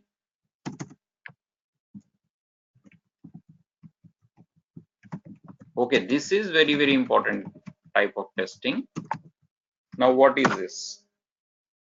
There are many subparts in this, but overall what it means, you just tell me in one sentence. Test the features and functionalities of the system or software. Correct. Just to test the feature, all features and all functionalities of the software. That's it. Not just some important, but all. So basically you have lot of time, not lot of time, but you have more time definitely than smoke testing. Okay. Now let's try to define it. What is a functionality testing? Functionality testing is to verify project functionalities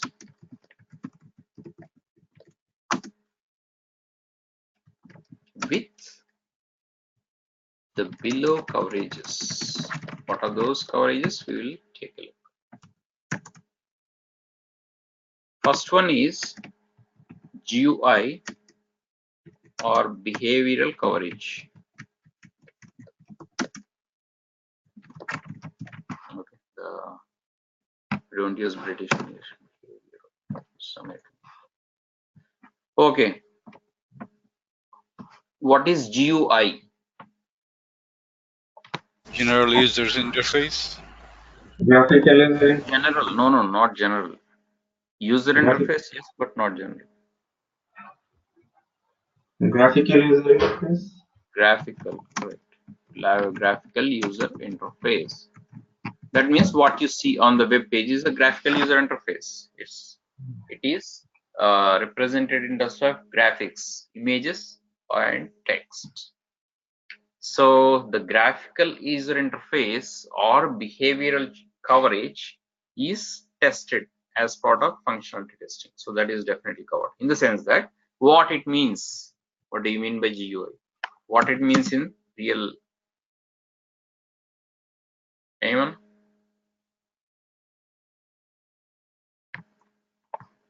That means all are getting displayed correctly. That's it, right? And completely. So basically, what is a web page? Web page is a collection of objects. What are the objects? Radio buttons, check boxes, text boxes, drop down boxes, hyperlinks, images, text. All these are called objects, right? It's end of the day, it's all objects. So basically, GUI testing, GUI testing is to make sure all objects are displayed correctly and in the correct places. That's all. It's a simple testing. I mean, it is not done separately per se, but it is a part of functionality testing. That's why I didn't mention separate GUI testing. It's just a coverage, it's not a testing. So in the functionality testing, what are covered? That's what we want to make sure. Excuse me. So second is, remember these are all part of manual testing only. You don't do these in the automation testing. So you just have to remember that. Okay, next one is inputs domain coverage. Okay, what this means in one word?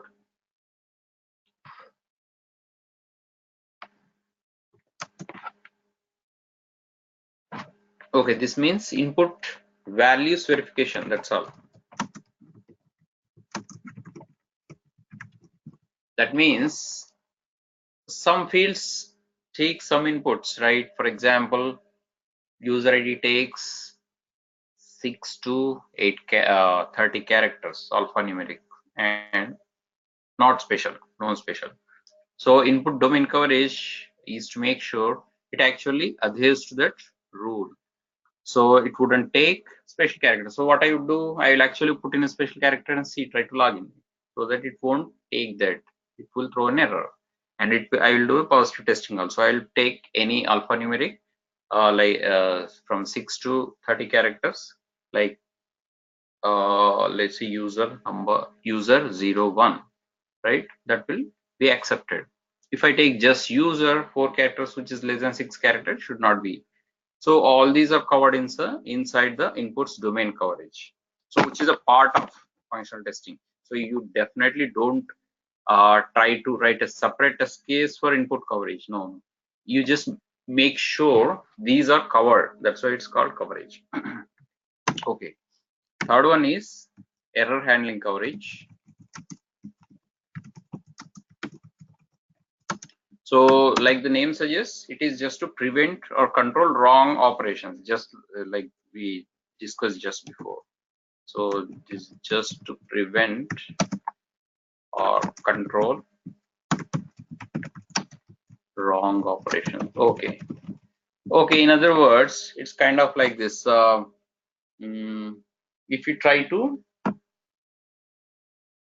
right click on the transactions page, okay, now it should not be allowed, right? Because the copying is not allowed in some financial applications like bank applications. If you actually log in or try to copy some text from your transactions page or something, you can't do that because developer has already coded in such a way that it would display the right click is not allowed, if you have ever observed. So that comes under error handling coverage, preventing, controlling wrong operations. So this is just an example. So that is just to make sure that error handling coverage. Okay, next is manipulations or calculations coverage.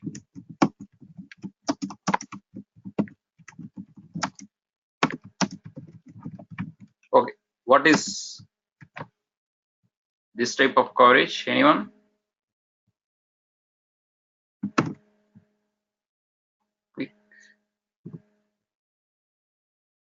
What are calculations? I mean, what kind of calculations we perform on a web page, if at all we do?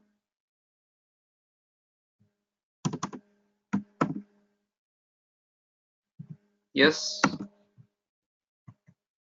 Anyone? What is a calculation? A plus 3 plus 4, 7. That's a calculation, right? So on the web page, you calculate something, correct? You enter your number, expect your age. That's a calculation. You enter your like shipping and your total checkout value in the Amazon, right? And taxes, addition, total, subtotal. This is how you. This is how much you have to pay. The total price for the products you are purchasing. That's a calculation. That has to be correct. The plus, the addition has to be correct, right? That means developer must have coded that correctly. Otherwise, you get a $20 extra, so that's not right calculation. So what is this now? Yeah, tell me. Output value. Output value, right? What we are seeing is output. We input price of each item, adding to the taxes based on your location, and shipping if shipping is not free, and handling, and that's the subtotal, and minus any coupons if you have any, or gift cards. So that is a subtotal. So that is called input. You input all these things, and then final is output, and the output in terms of dollar amount must be displayed accurately, so that we have to make sure in our functionality testing. So that part of functionality testing is called calculations coverage or manipulations, or you can say either. So that, how do you define that? Output values verification.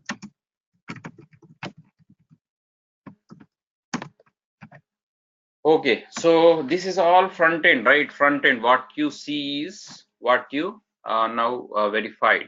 GUI is what you see. Input domains coverage, you can see.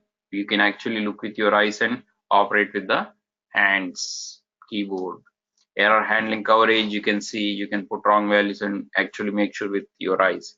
Manipulations also, you can make sure with eyes. That's all displayed on the front end, actually page.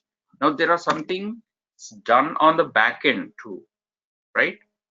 How do you verify? Do you have to verify that in the first place? Yes, that is called back-end database testing coverage. Database coverage. So these are part of functionality testing, which is called database testing, but you simply coverage, you just make sure it's covered. Okay, what is this? Any quick, what do you, why do you have to do this, and what do you do in this?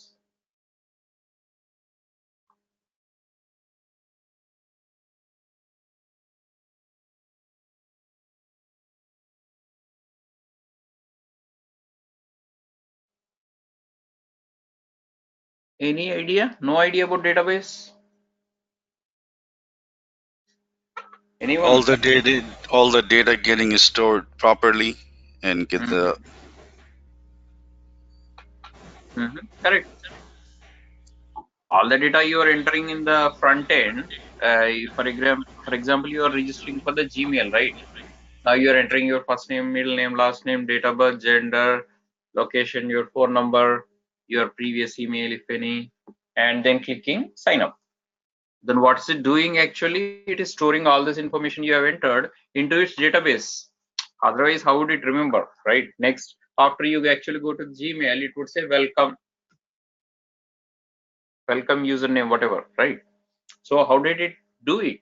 Because it stored the data in the database, and it recalled the data by querying something, select name from so and so table, and displayed that on the front front end after you logging in or after you signed up. So now, as a tester, it is very important for us to verify that as well, physically or automated fashion. You log into the backend database, Oracle or SQL Developer or MySQL or whatever is used by client, and verify by querying whether this is actually stored. You do a front-end operation and you perform validation on the backend. So that is a database coverage. So simply it's a database operations verification.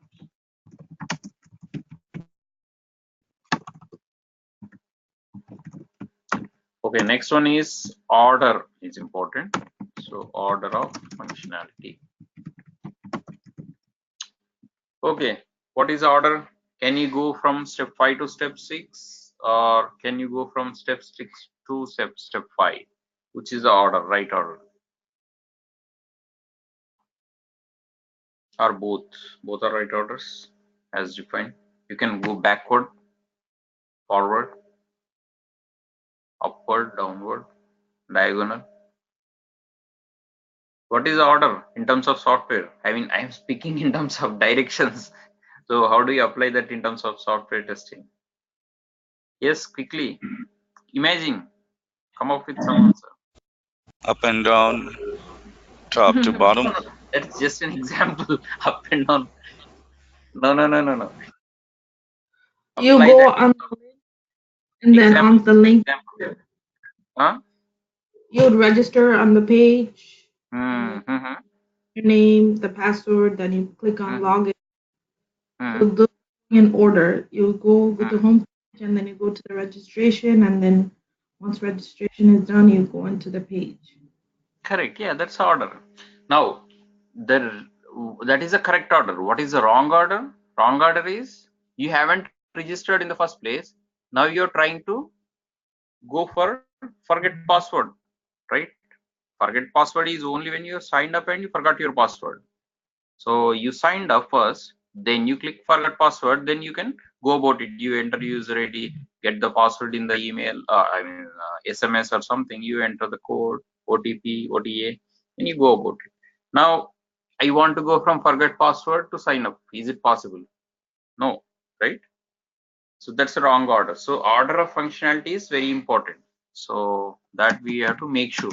It's a kind of negative testing in such a way that that is in order to verify which is not possible is not possible. What is possible is positive testing.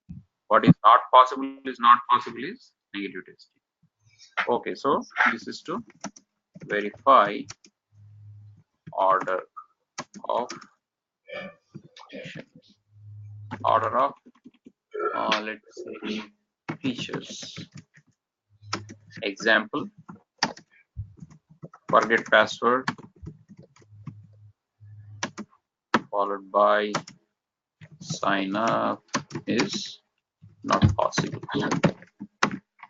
Okay, so these are different types of functionality testing, right?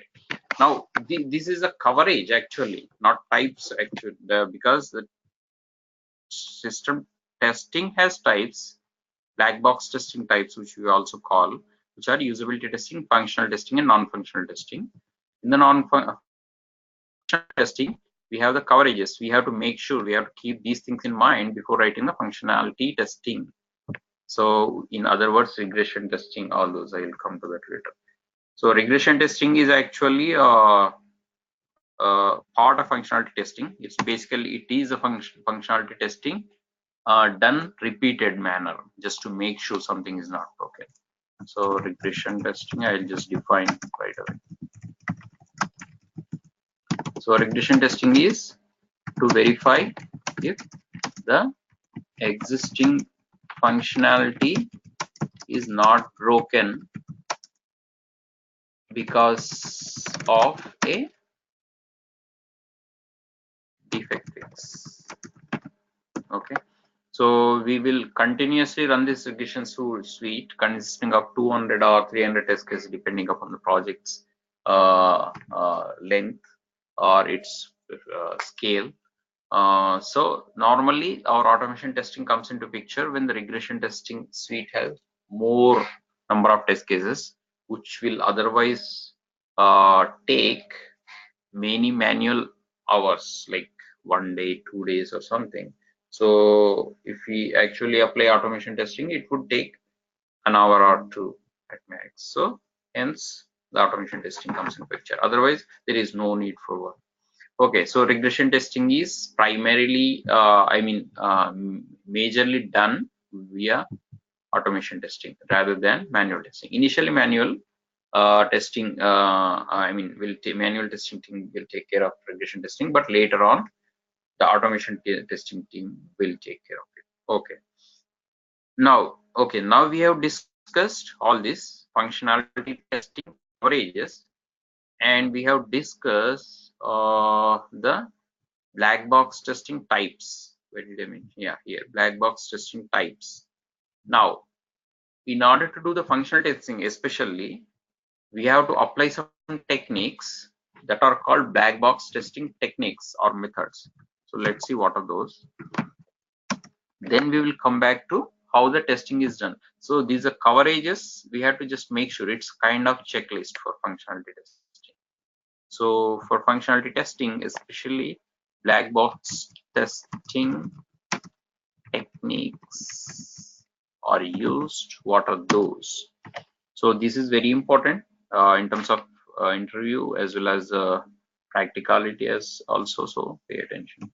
So first is, let's call by numbers here.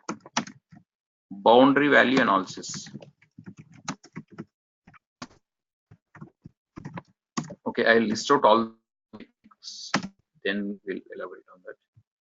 Then equivalence class partitioning. Number 3, cause and effect analysis. Number 4, cause and effect graphing. Number 5, error guessing. Okay, now quickly, what are the white box testing techniques? Anyone?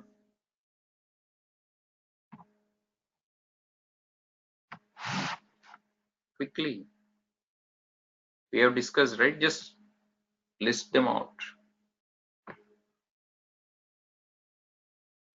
Oh,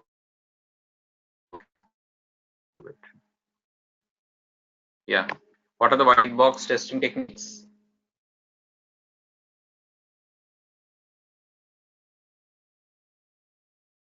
Basic path testing, control structure, program testing, mutation testing.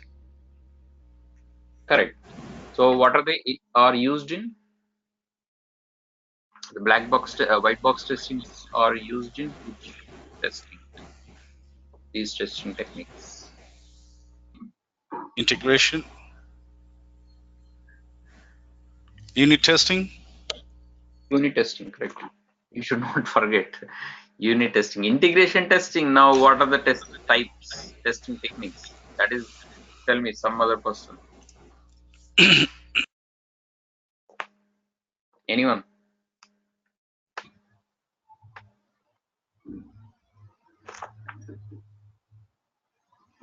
It's right here. Just read them out. Yeah. Approaches. They are called approaches.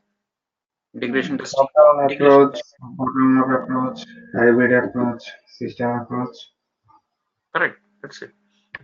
So to verify the interconnectivity between the modules done by developers. Now, the reason why I went back is to check whether you remembered it or not. That's all. So I am just going back and forth in between. Okay, so black box testing techniques. What are they? Okay, one person just read them out. I will explain about this later because I am going to different concept before coming back to this. That's the reason I don't want you to forget. Okay, say the techniques, black box testing techniques. There's boundary value analysis, equivalence class partitioning, cause effect analysis, cause effect graphing, and error guessing. Error guessing. Okay, just remember this and hold on to this. I will come back to this later because this will take a lot of time and I have to show SDLC, software testing life cycle. There is a testing life cycle called test design, where we write test cases, during which we have to apply this testing technique. So practical rather than theoretically, so that you will understand correctly. So I just listed them out right now, but I will come down to that later. So now I'll just move to the non-functional testing. Okay, functional testing is over. I mean, not over. We will discuss about this after some time. Now let's take a peek about what non-functional testing is. This testing.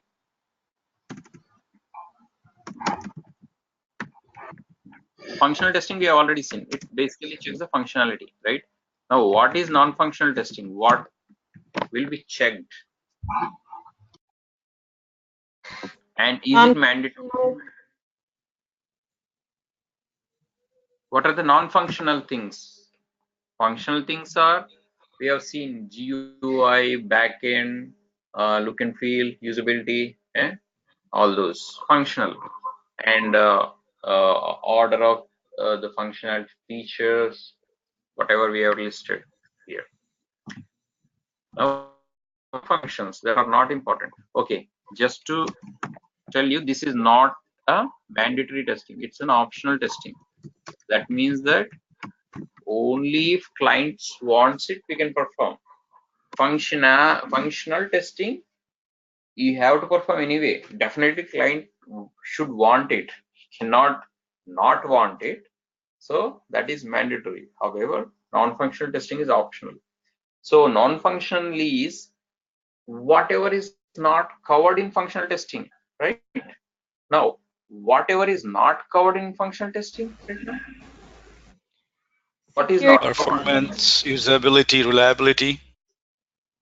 Usability is already covered. Usability testing, right? Remember, usability we already seen it. Usability is look and feel, ease of use, short navigations. That is already there. That's why it is separated. It's neither functional nor non-functional. So that is covered. Is security testing. Error handling. Sorry, say it again. Security testing and performance testing. Security, yes. Security, and there are many. And list them out. Performance. Performance, that is what I was looking for.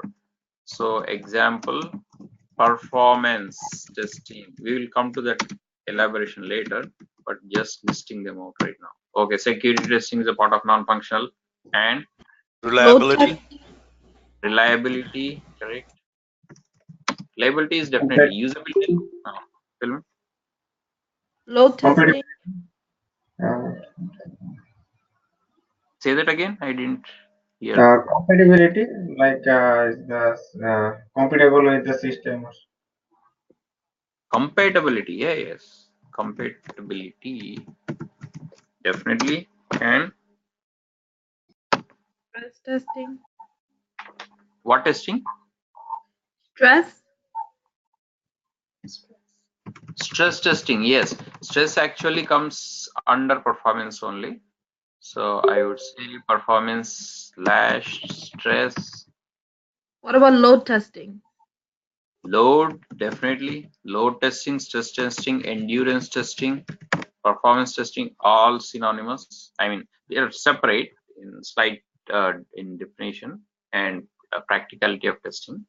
So they all come under performance. Security is totally separate thing, doesn't come under performance. Reliability is separate, compatibility is separate, and what else?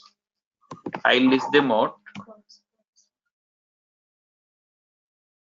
Portability testing. Actually, it is a compatibility, but you call it portability. And configuration testing. And Server testing. installation testing. Yes, installation testing is actually server testing.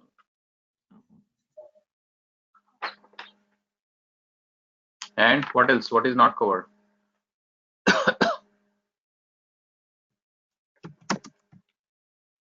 Memory testing.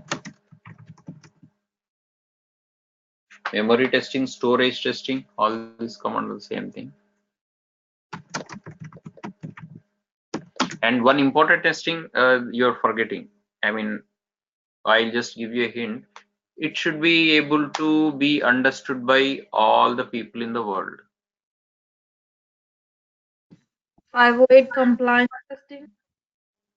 Localization or something. Compliance is already compatibility compliance, same thing. Yeah, localization, globalization testing, which is also called multi-language testing, or global. It's also called globalization. That globalization means internationalization or localization, right? Yeah.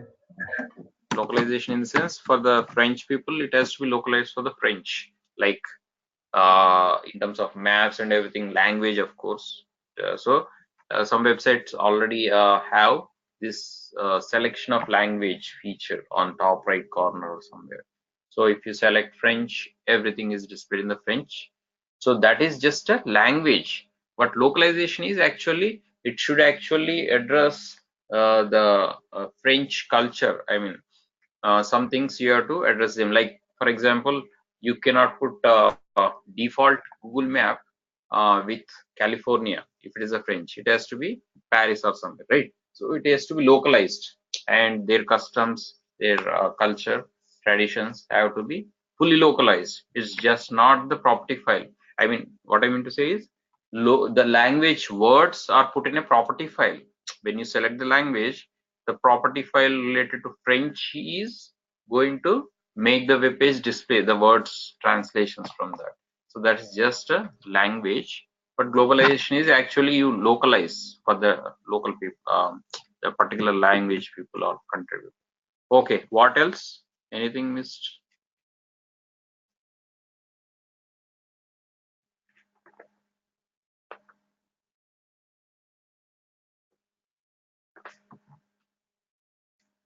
Parallel testing.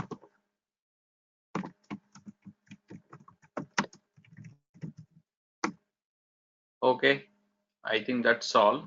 We just listed out all the types of non-functional testing. Okay, by definition, what is a non-functional testing now? How do we define it?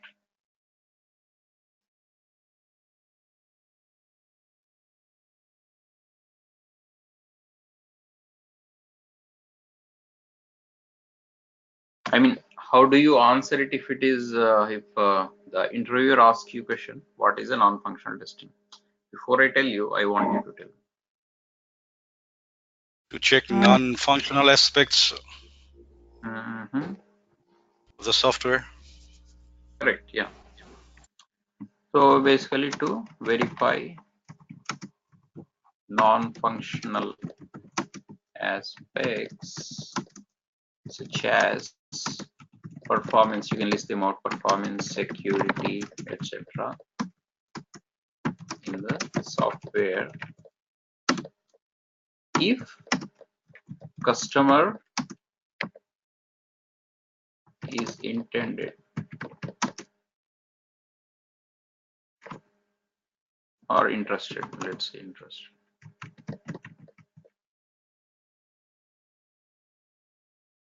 Customer or management is interested. Okay, so I'm just trying to come up with the proper definition. But you can, it varies. Basically, it all depends on how you explain it rather than what you explain. So if you explain it very well, you will be satisfied.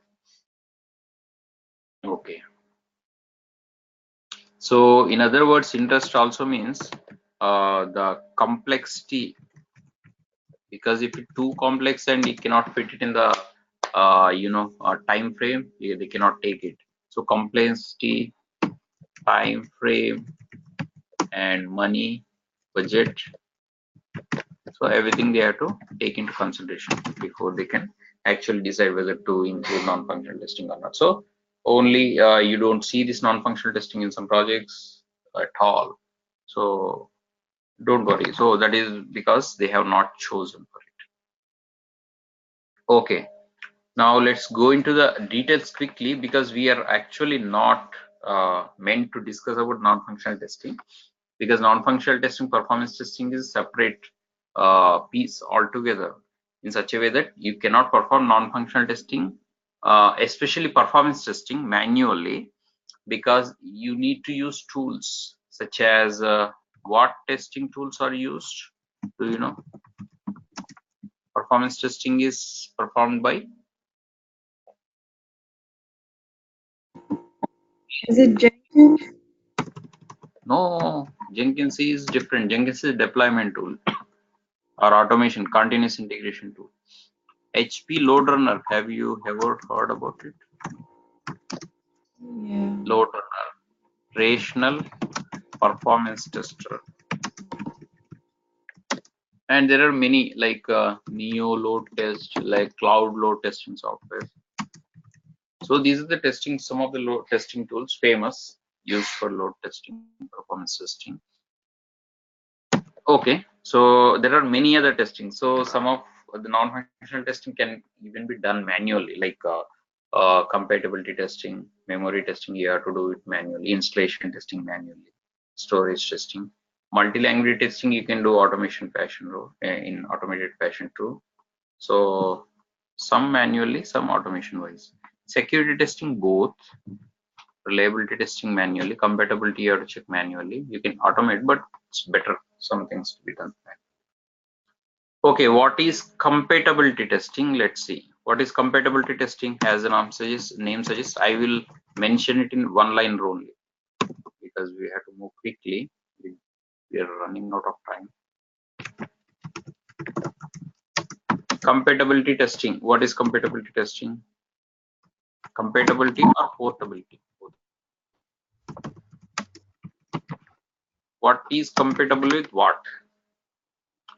During this compatibility testing, compatible to running with the existing environment, like operating system, in which operating system we are installing the software. right. Yep, exactly. So this is to verify. I am starting the wording with to verify. So that's a common. So that's how you have to start answering interview also. To verify whether the project is working in all environments, operating systems, right? Yeah. Servers, browsers. Okay, so it's compatible with all Chrome, Firefox, Internet Explorer, Opera, Apple Safari browsers. It's compatible with all operating system, Linux, Windows, Unix, Apple, Mac, everything.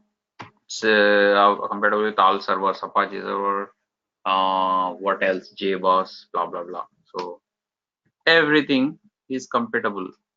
So if it is not compatible with something, like for example this software, if you might have seen this browser, you need to use Chrome browser only in order to display this website optimally. You might have seen this error. So such kind of applications have restrictions to certain particular browsers only. If you open it in Internet Explorer, some browsers, some websites do not display properly. Some websites come in half display, not full display, like 16:9 display. Some only come in 4:3. So such things are compatible. So that means that the developer has coded in such a way only, right?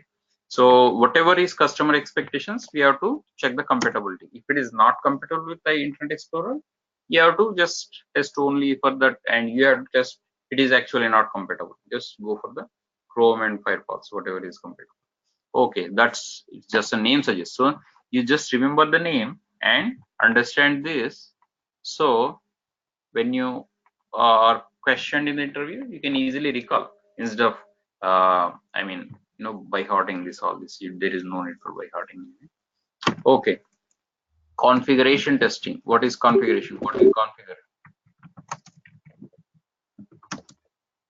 Yes. What does test engineer verify during the configuration testing? Configure. When do you configure something? Configure what with what? In what?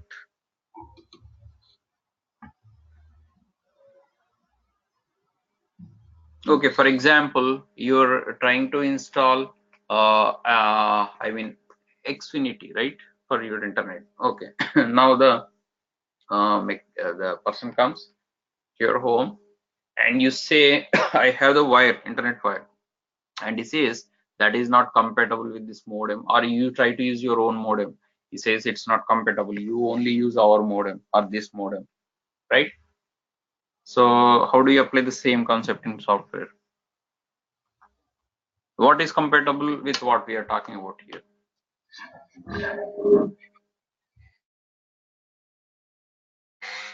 Somebody says can't hear you. Can you hear me or not?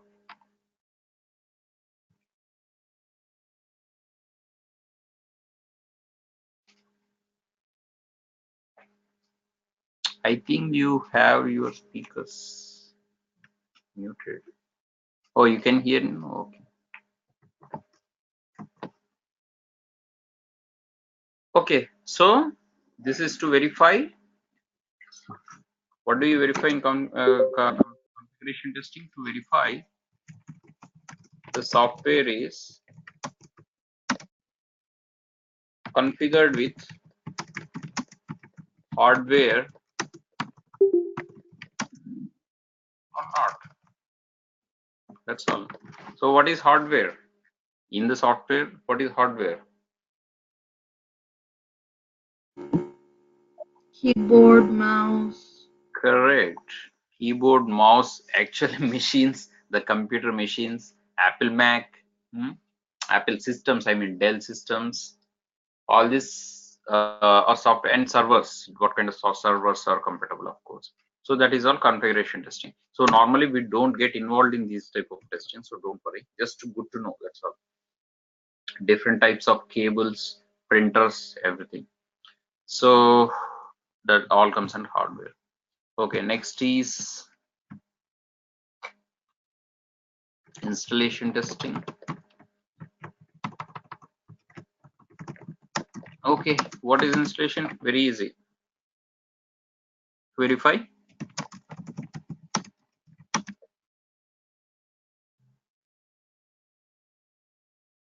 Okay, when this is applicable? So some websites allow you to download some exe file or DMG file and ask you to install it for the desktop version of it, right? Now, when you install it, you face some issues like low disk space, installation properly going or not. All those are properly displayed. So just to verify that, verify the installation of any software downloaded is proper. Okay, next is security testing. What is security testing and why do we need it? Do we need it at all? And what are the parts of it? This is a little bit important in the sense that manual testing is sometimes allocated for doing this. Okay, security testing is what? Basically, security is important for any project, right? So that nobody hacks it. Yeah, that's important. What is hacking? Hacking is no other, only authorized users can log in. So for example, if user A logs into user B's account, that is hacking, right? That should not happen. So that we have to make sure during security testing. Now, how do you make sure that? By making sure you follow all the proper procedures. So there are 3 procedures: authorization, authentication, encryption, decryption. 3 types. If anyone involved in security, actual development side security, they would easily know, but we have to know too as a testing team. Now, what is authorization? What is authentication? What is encryption, decryption? Anyone?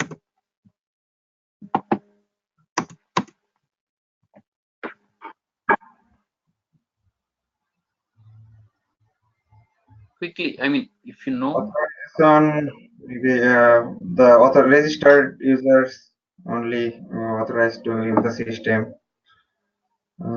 Authentication is the just testing the user is registered or not, or someone is anonymous is trying to using the system. Or encryption is the security like password or this kind of things, password or anything for security purpose. Like we encrypt password in other format. Right, yeah. What you said is correct, but let's put it in a right terminology. Authorization means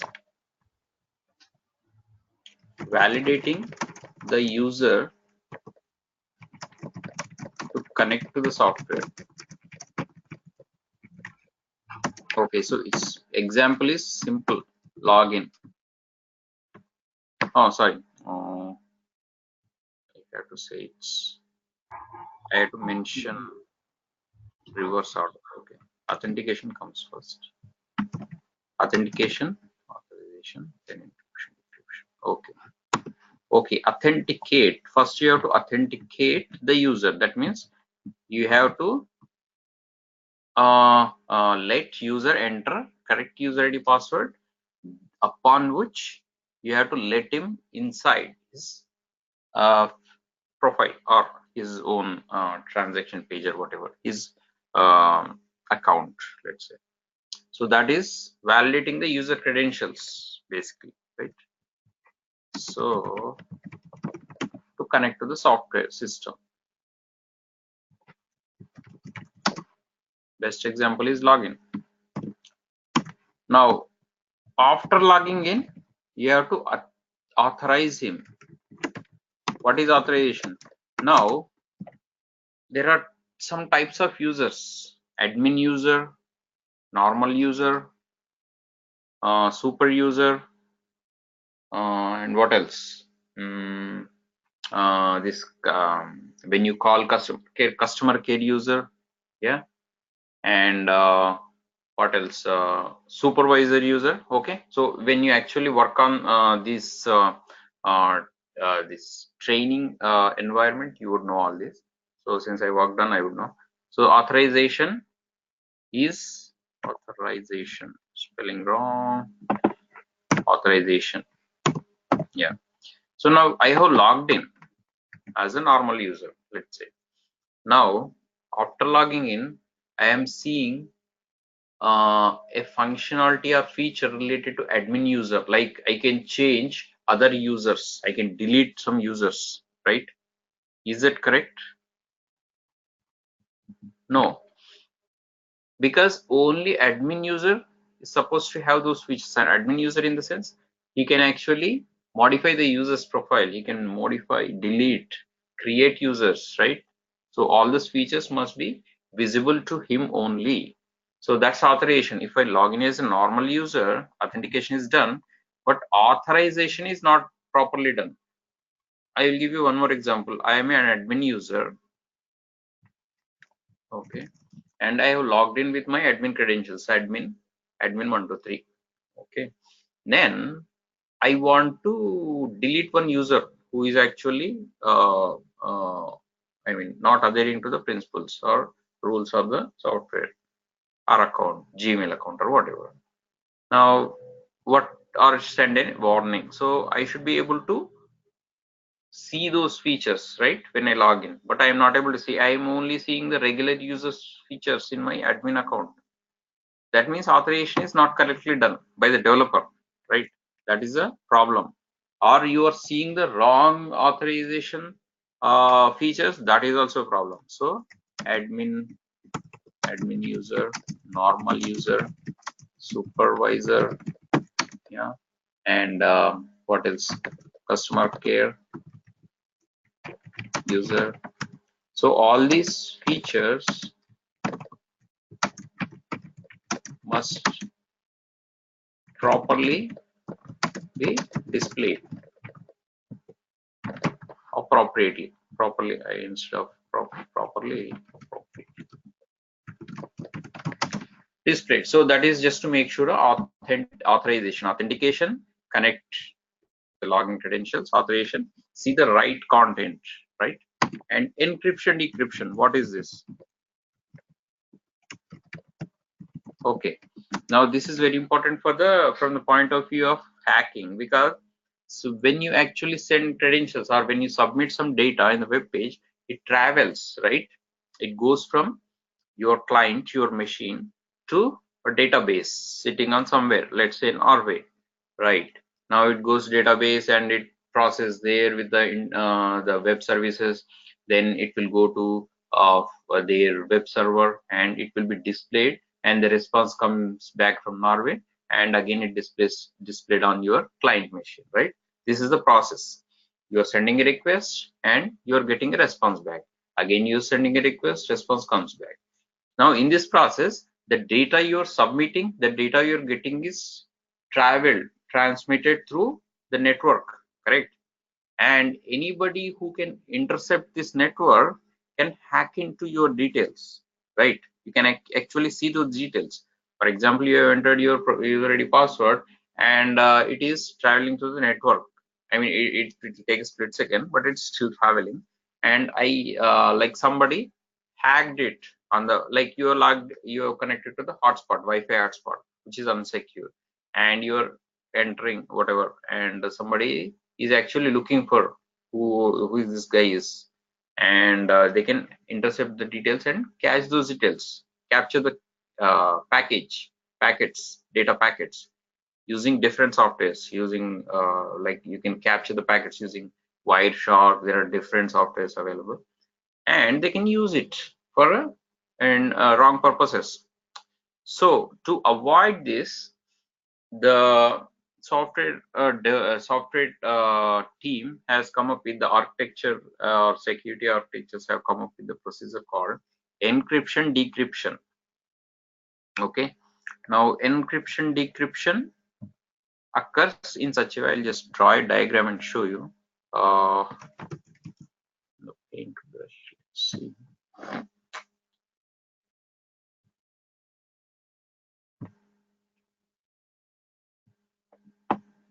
Okay, so let's say this is like a circle, a square or rectangle. We are going like circles, but I can write it. Here I am a client. Okay, let's do this.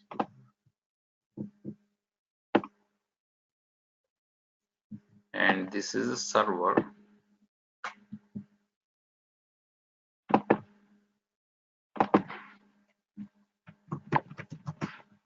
Client. So client is where I send the request from. Correct.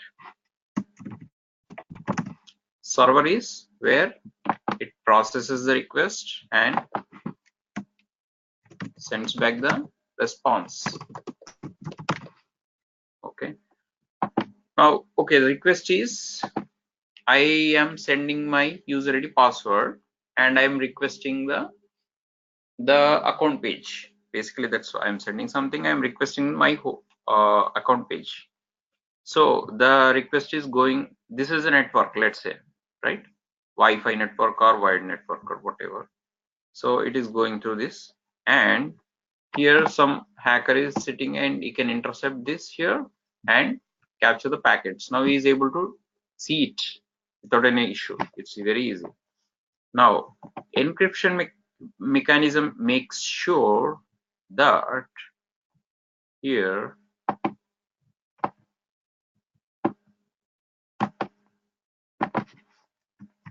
the request I'm sending is going in terms of encrypted data.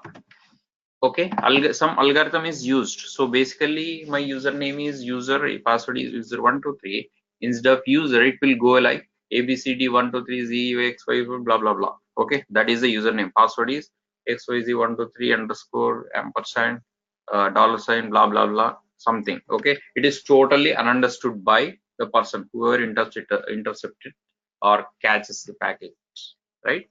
Now it is you entered, the moment you enter it here, it will be encrypted, and only the encrypted data is transmitted through the network.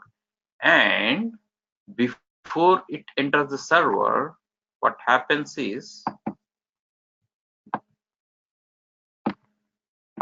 what happens before entering the server? What is this? Decrypted data. Data is decrypted. That means it will be converted from that ununderstood language, ununderstood data to an understood data, like original again, user123 or whatever. Now that will be submitted to server process it. In the databases, it will check against the database, it will run some web services and forms the response in terms of JSON response or XML SOAP message, whatever. And that's how the data is communicated, not in terms of HTML, either XML or JSON. So REST, based on the REST or SOAP services they use. So that will be sent back to here, right? Now what happens? The data you are requesting, your account details, your account balance or whatever, that will be traveling through here. Let's say just for the purpose of different direction, I put this, and it comes on and displays. Client is a browser, and again it displays. So this is the proper architecture. Is it or not? What is the flaw in this design? Or if any, is it okay?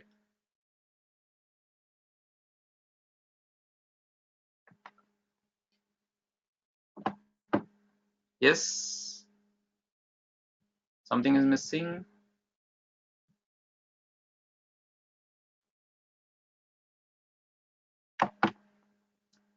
something is definitely missing, right? You're taking the request, encrypting the request and decrypting the request, but you're not encrypting the response, right? Response needs to be, because somebody is intercepting here, can also tap on that. So again, the response is encrypted here, and encrypted data goes here, and before reaching the client, again it is what? Decrypted. I mean, just before, not very before, so that the here it is right before. I mean, I'm showing that gap here, but there is no gap, just for the diagrammatical purposes I'm showing. Okay, so this is it. This is called encryption decryption process. Okay, so what is the encryption decryption in terms of words? Encryption means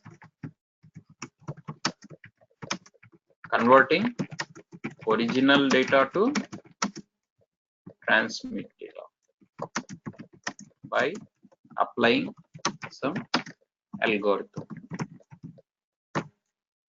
And decryption means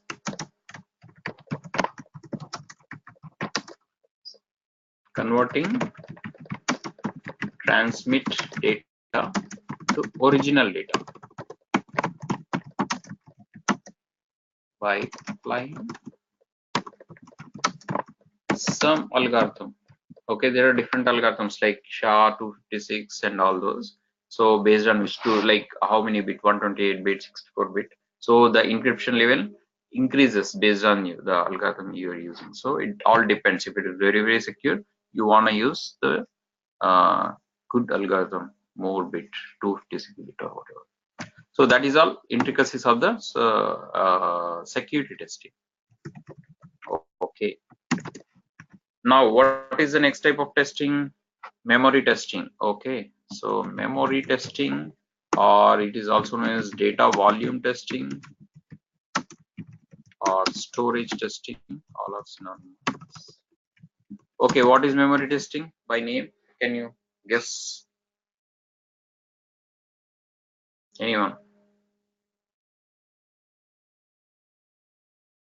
So it's kind of load testing, but it's not load testing in the sense that this is just to make sure the project is able to handle maximum limit of data.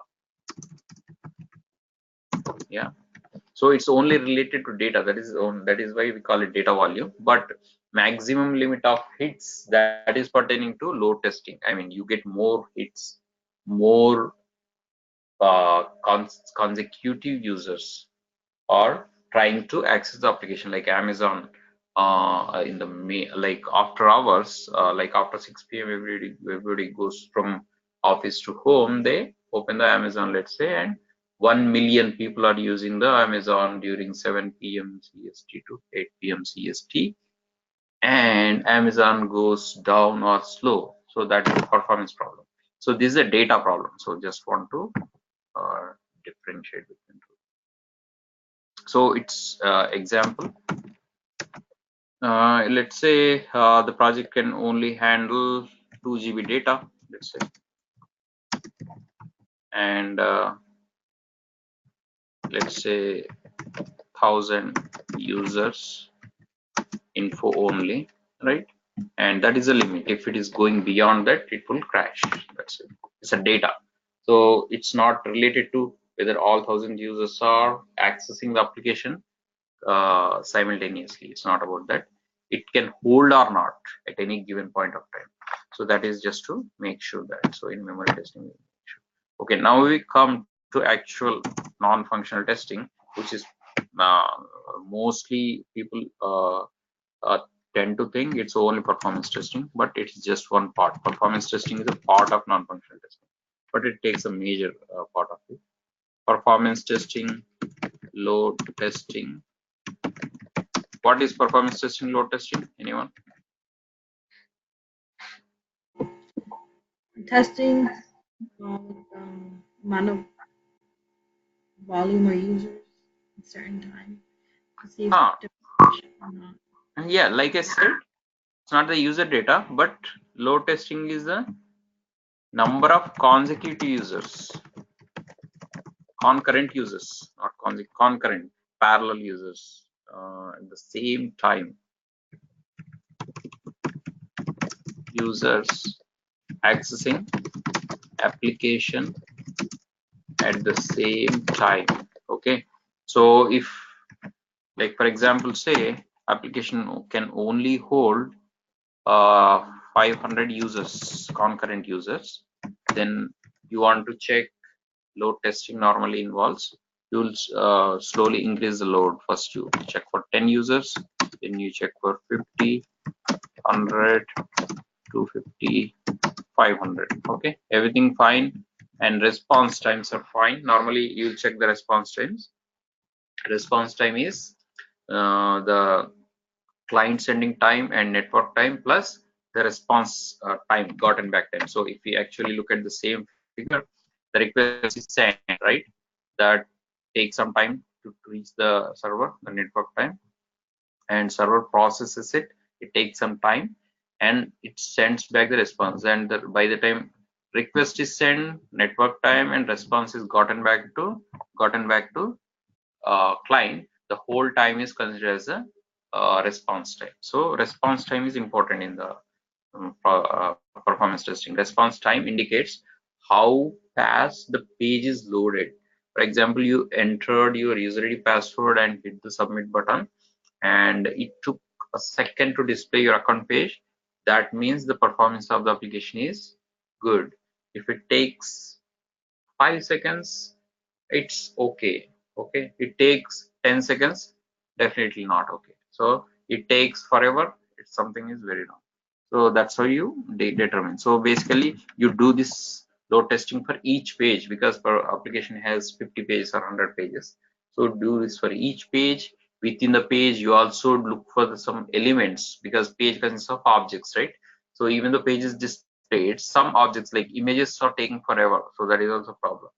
So you actually check for each page response time and also individual objects response time, and you calculate the average response time of the whole application. So average, normally the SLA says the each page of the application must be loaded within 5 to 10 seconds, and overall application must be loaded within, I mean average, on average it should be 5 seconds only. 90% of the time it should be 5 seconds or 10 seconds or in between, or 10% of the time it is greater than 5 seconds but definitely less than 10 seconds. So that is normally service level agreement says it. So performance testers have to take that as a customer expectation and test it. So if it is anything not meeting the SLA, which is considered to be a performance issue, and they will raise defects, they'll have to talk to infrastructure team, development team. So why the development team means, development team has used a lot of conditional structures, control statements, hence it is taking long time. Infrastructure, why? Because infrastructure that they've used is not compatible, like in the sense memory. So memory is not sufficient, 16 GB is not sufficient, you have to increase 32 GB, or you have to use more this data handling. So like here, like for example, you have to use the hard drive with more storage. So you have to talk to them and you have to get permission to approval, and accordingly they will change their infrastructure. So both infrastructure as well as development is important in the performance testing team. So you would make sure that in the load testing. Okay, now what is stress testing? Similar but a little bit different. Anyone?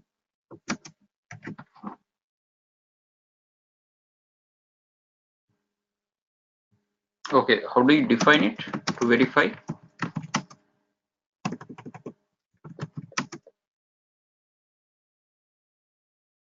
Application is able to handle the load of concurrent users as per customer expectations mentioned in the SLA. Okay, so what is the difference then? Stress testing.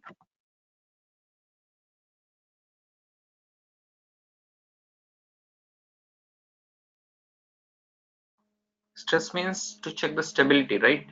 So what I'll do is stress testing. It's a 500 is a max, but I'll put a stress on the application by putting. I'll first test with 10 users. Suddenly I'll put 350 users. That's a stress. I'm not gradually increasing. I'm putting a stress on the application. So the application may not be able to handle that very well. So it should be able to handle it very well as per the customer. Then I have to perform the testing. So it's a basically you ramp up the users, concurrent users, to verify the application is able to sustain the load increments. So it's kind of spike testing, you would say, but again there is a very minimal difference spike. So stress testing you don't increase that much, spike testing you spike it very often. So that's all intricacies of performance testing. So let's not go into the details. Okay, then multi-language testing. What is multi-language testing?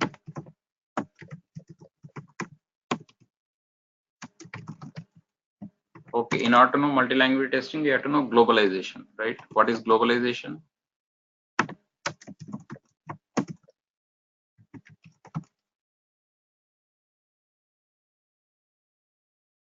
Globalization means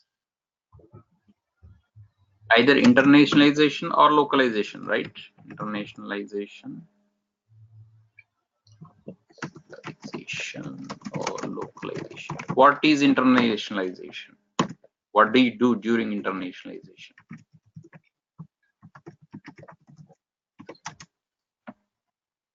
To verify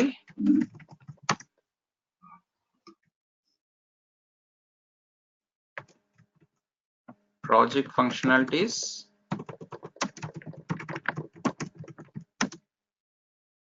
yes, country wise, isn't it? In terms of notations, currency, if it is dollar in America, it may not be dollar in Kuwait, right? It's dinar. So you have to internationalize that currency and date format. Sometimes you use MMDDYY, sometimes you use DDMMYY in India, sometimes you use different format, whatever. So basically you have to internationalize in terms of currency, date format, not date format, etc. So that is international. What is localization?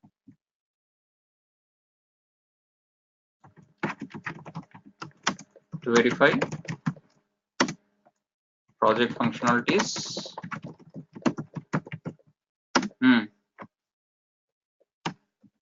What? Based on any specific profession or country or region? No, different languages. This is particularly related to language. That's why I have divided. So if it is French, you simply select French language from top, right? Everything in the page displayed in the French. That's simple.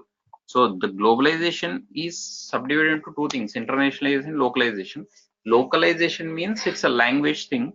Internationalization means it's a customary thing. It's like for particular country, what kind of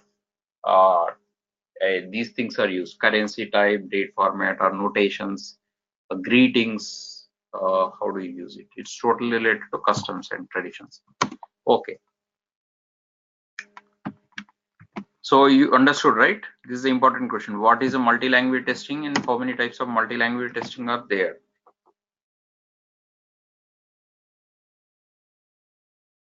How many types of multi-language testing are there?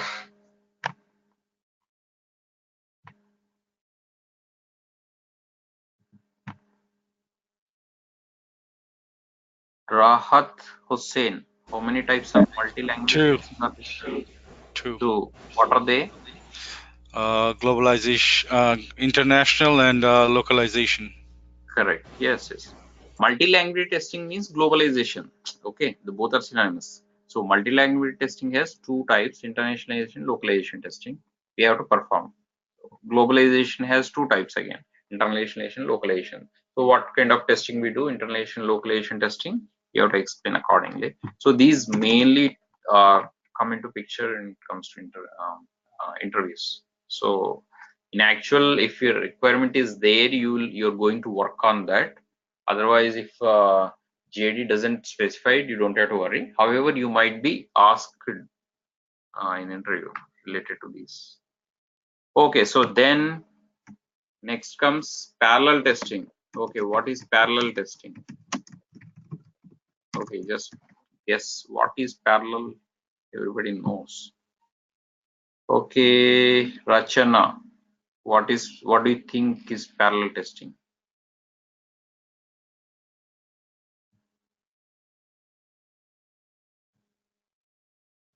Yes, Rachana, are you there? Are you on mute? Mute. Okay, Madhu Jasti.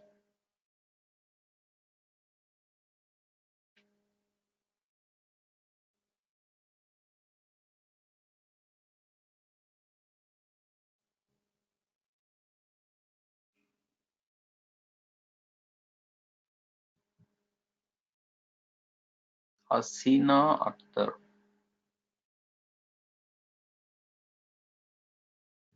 Shukla Das. Okay, okay, Shukla Das. Speak up.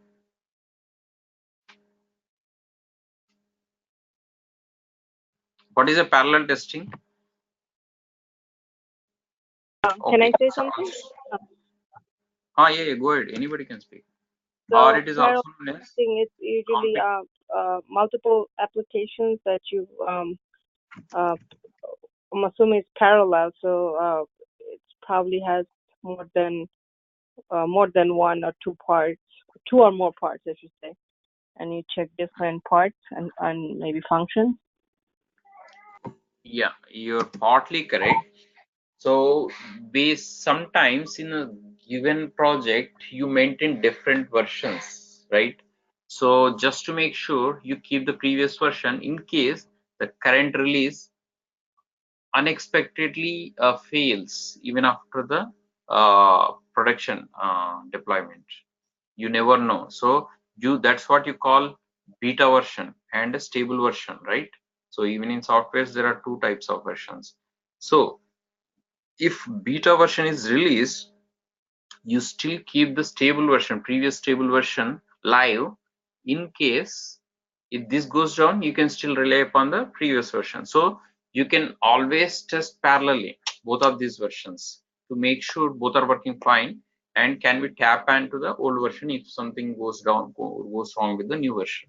So if you have checked the Gmail recently, Gmail has a new look, right? The loading and everything is faster, but they have also giving option to user to go to a old version, little bit old.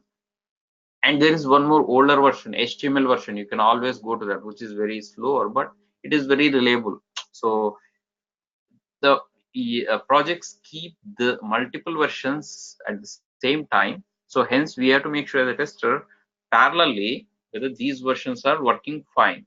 So that is parallel testing. So basically it is to compare, to verify the previous versions of the same product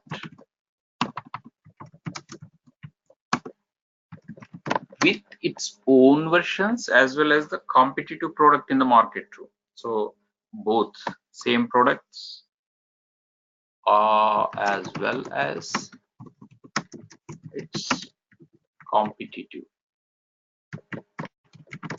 product in the market. So it's a comparison testing also. That's why I called it parallel testing, comparative testing, Yeah, I already mentioned it. Comparative testing and competitive testing also. So these are all main types of non-functional testing. So far we have seen how many types of functional testing? What are the types of functional black box testing we have discussed so far?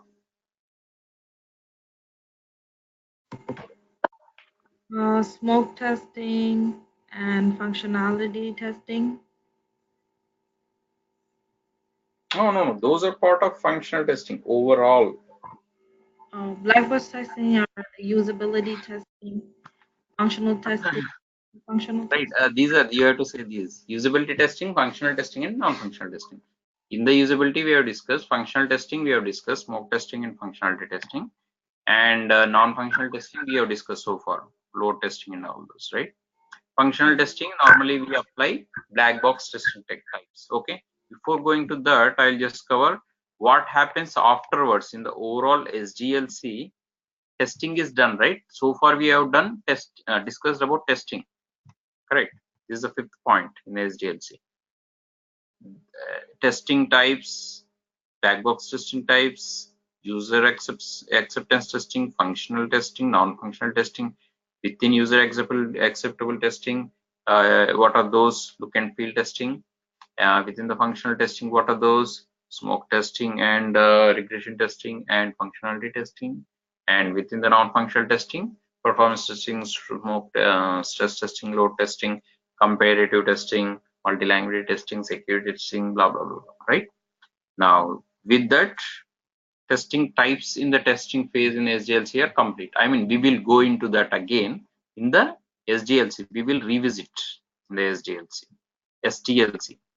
Okay. So now, just to finish this SDLC, we will move on to user acceptance testing, and that's it. This is once it's not a part actually. Application is live.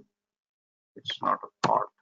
Then maintenance of this is cycle. Again, it goes back to step 1, step 2, step 3, 4, 5, 6. This goes on cycle. So 6 is the actual last as far as the official stages is concerned. Okay, user acceptance testing. It's a kind of testing, right? Okay, in here I mentioned SDLC. So okay, what is the part 6? UAT, user acceptance testing. Okay, anyone? What does it mean? What does it mean? So the business owners or the stakeholders did their testing in a real business environment. Business owners and stakeholders is testing. Correct. Okay. So mainly, primarily, it is done by business owners, right? Business owners, especially who are well aware of the business requirements as well as the testing. So they are not expert in testing, but they are more expertise. They have more expertise in business requirements, but they perform the testing from the client side. So they have to be on the client side always. Okay, so this is done after the system testing, right? They won't start out before the system testing, because only if the system testers leave any defects undetected, then they will catch it. If the system testing team has done their job well, then there is no work to user acceptance testing team, right? Because system testers have already found all the defects, so UAT team has to just verify them. Okay, everything is done, everything is detected, all bugs are detected and fixed. That's it. So, but however, their job is to make sure before the software is live going to production, they just have to make sure it is their final responsibility, because if goes wrong in the production, first persons who are going to be caught is UAT, right? So UAT team will back again, they will catch system testers. Why didn't you catch? So there will be sessions called root cause analysis, why this went or RCA. So again we have to provide explanation. So there will be like this thing, what is called RCA, and what lessons learned, and so there will be like consequences. So testing team has to do their job well done. Okay. So user acceptance testing is after the completion of system testing. Management plans to collect feedback from customer, okay, using this UAT, and detect find any undetected bugs. Okay, so there are two types of UAT testing. Again, it's alpha testing. We can't type alpha, Greek word alpha testing, and beta testing. So we'll just discuss. So alpha testing is for there's a difference is it's for applications.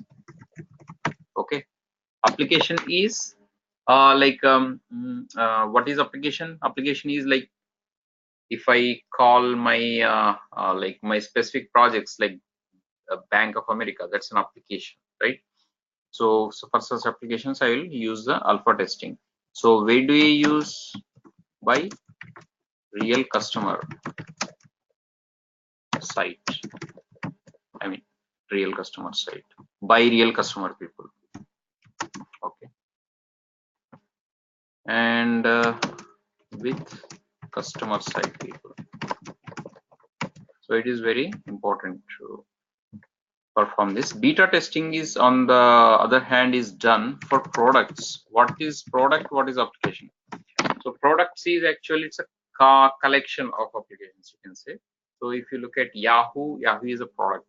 Google is a product because it comes with a lot of features, different. Like if you take a look at Google, it has mail, email, it has a Google Wallet, it has Google Maps, it has Google this, Google that, blah blah blah, right? That's a product. So for such, you have to use a beta testing, and it is done at customer side and by model customer side people.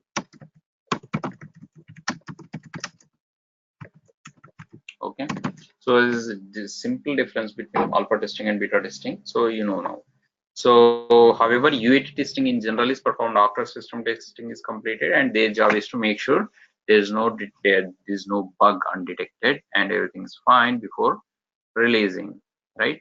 So then comes release testing. Before the release, actual release, before deployment, there is actual release testing. I didn't mention it as a specific part, but it is a small piece before releasing, or code testing also it is called. So what it is, as the name suggests, it's after the completion of UAT testing.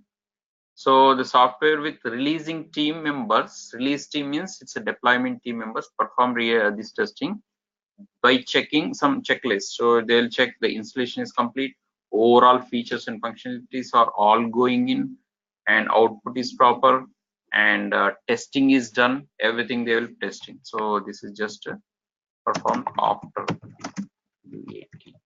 So that's simple, you don't need to know about this. Okay, now with this, software development life cycle is finished. Now we are going back to SDLC. So SDLC actually covers what? Primarily focuses on the fifth part called testing, right? Okay. Here I'll mention what is missed here, release testing, since it's not specifically mentioned in stages. Okay, so in the testing, what we have discussed so far in the testing, the black box testing techniques, right? I mentioned. So these I will tell you. These I will tell you during the software testing life cycle, also known as SDLC. So that we have discussed in the demo. Remember methodologies and okay. So I will just delete this gap.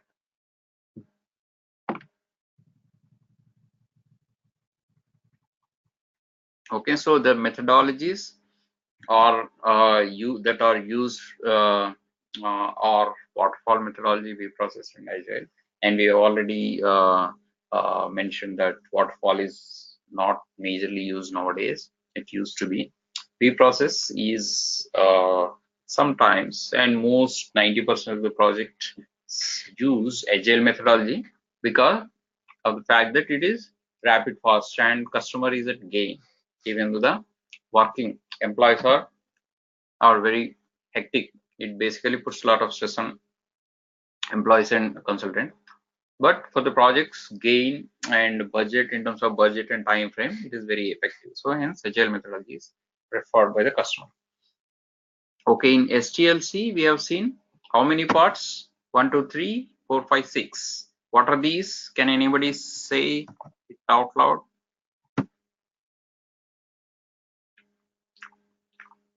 Software testing life cycle. Software development life cycle is over, right? So this is software testing life cycle. Now we are going to discuss, or we are going to discuss today because it's already over, right? Yeah, 30 minutes over. Okay, just I'll give you a brief and we'll continue tomorrow. Okay, what are the parts of software testing life cycle? Anyone who has not spoken so far, speak out. Okay, go. 1, 2, 3. Test initiation, test planning, test design, test execution, defect reporting, test closure. Okay. Good. Okay. Okay. So these are the stages in the SDLC. Okay. Which part of software testing life cycle comes? We need to use black box testing techniques that I have mentioned before. Last question of today. Quickly. I already said that 2 times. Usability testing. No. Wrong. What part? Clearly listen to the question. What part of software testing life cycle a tester uses or applies black box testing techniques? Test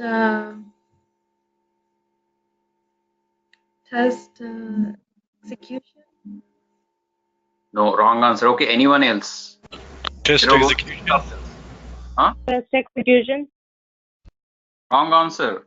Anyone else? There are only 6 options. You already said the wrong answer. Again, you. So okay, someone else. Reporting.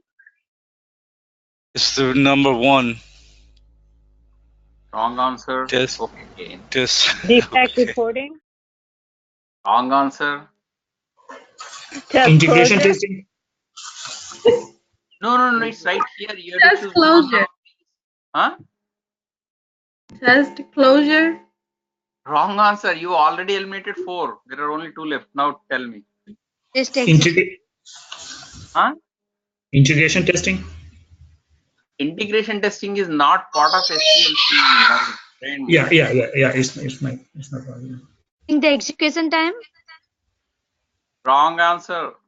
Test planning.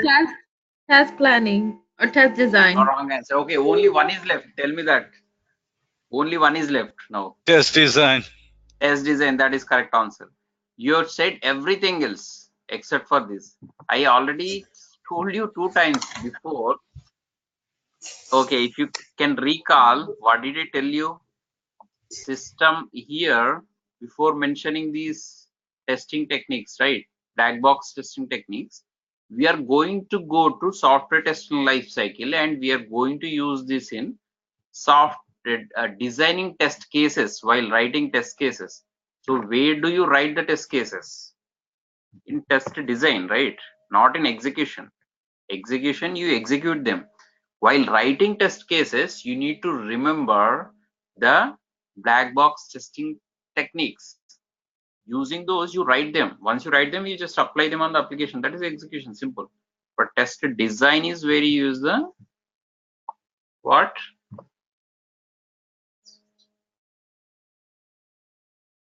What do you use? What techniques do you use in the test design phase?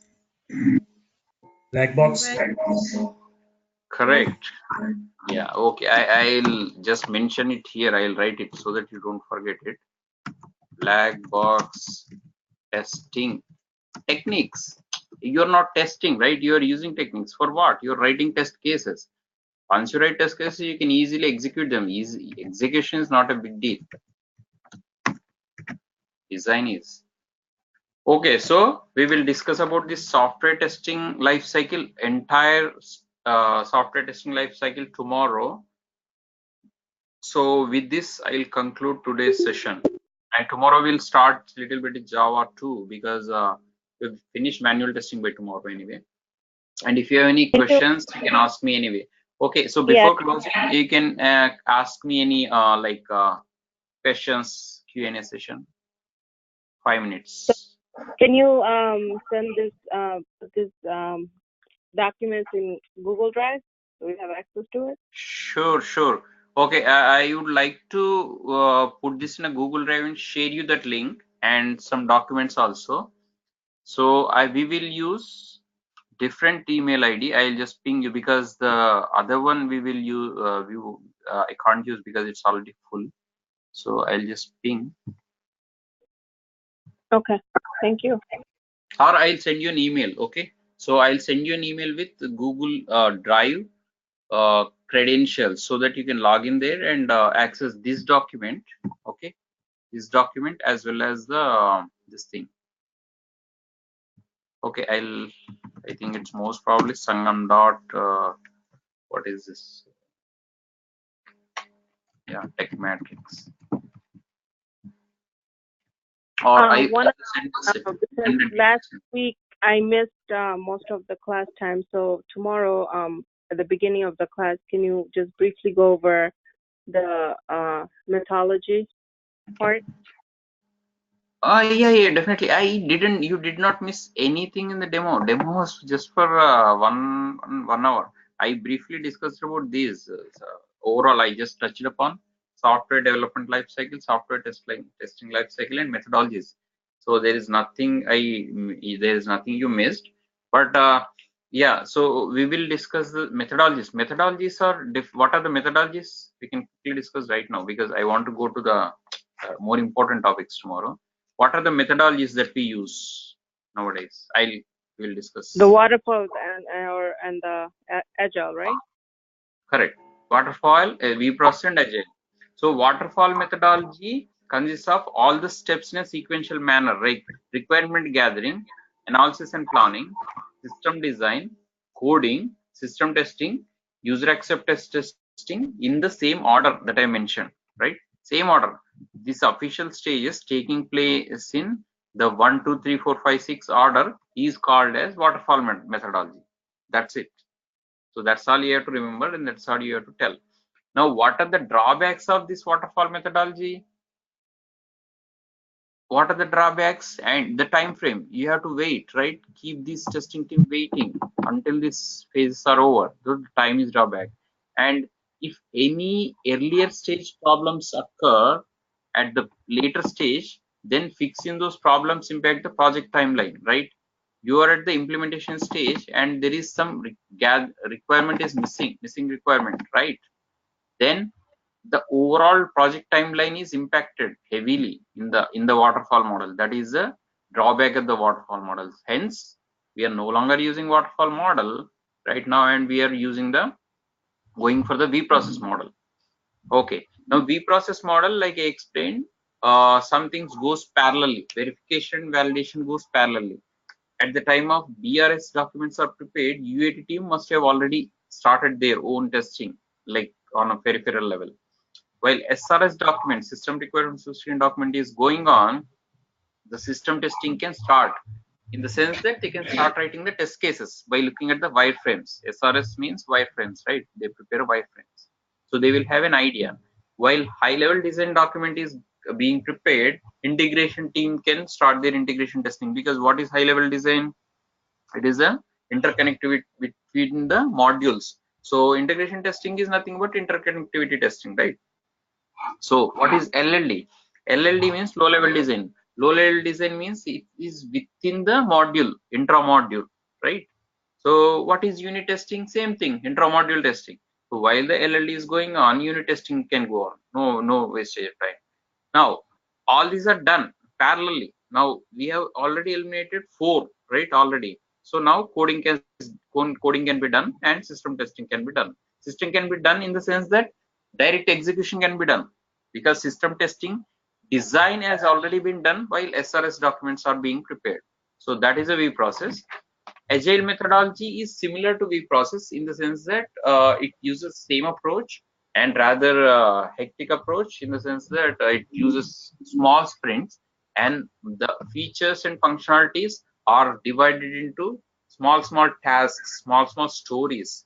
So the story is completed by getting all the team members involved, including development team, BA team, SA teams, testing team, deployment team. So this small sprints go complete in within a week or 2 weeks, and we have short meetings every day, stand-up meetings, scrum meetings, and during which we'll discuss all the what we have done yesterday, what we have faced problems yesterday, what we are going to do today, how we are going to fix those issues today, and what we are going to do tomorrow, and a little bit. So this will be done quickly in 15 minutes. So just to make sure what everybody knows, what everybody else is on the same page or not, and that's agile basically, and it is customized according to the needs of the project. So this is all about the methodologies. There is nothing else, but you can search on Google about agile a lot, but mostly you will come to know if you have worked on a project or you are going to work on project, then you will come to know actual practical. So I would suggest just Google about some agile stuff, or I can also put some documents in the Google Drive about agile. You can read them and ask me questions. So that's about it. It's not very step-by-step process. It's actually methodology. So that's basically, it's a lifestyle of the project, how you actually uh, implement it. So that's about it. So tomorrow we will discuss about SDLC. Okay. Okay, thank you. Okay, you're most welcome. So if nobody has any more questions, we can call it today. Yes, thank you. See you tomorrow. Thank you. All right. So I will send out an email. In the email, I will mention the credentials. Basically, we will use that email for sharing the material. All right. So look out for an email. Isn't the video be shared there too? The video recordings? I think Asadul will share the link to video. Probably he can put the video on the Google Drive, or if I have access, I can put it too. Okay. So Asadul, how do you want to take care of it? It's up to you.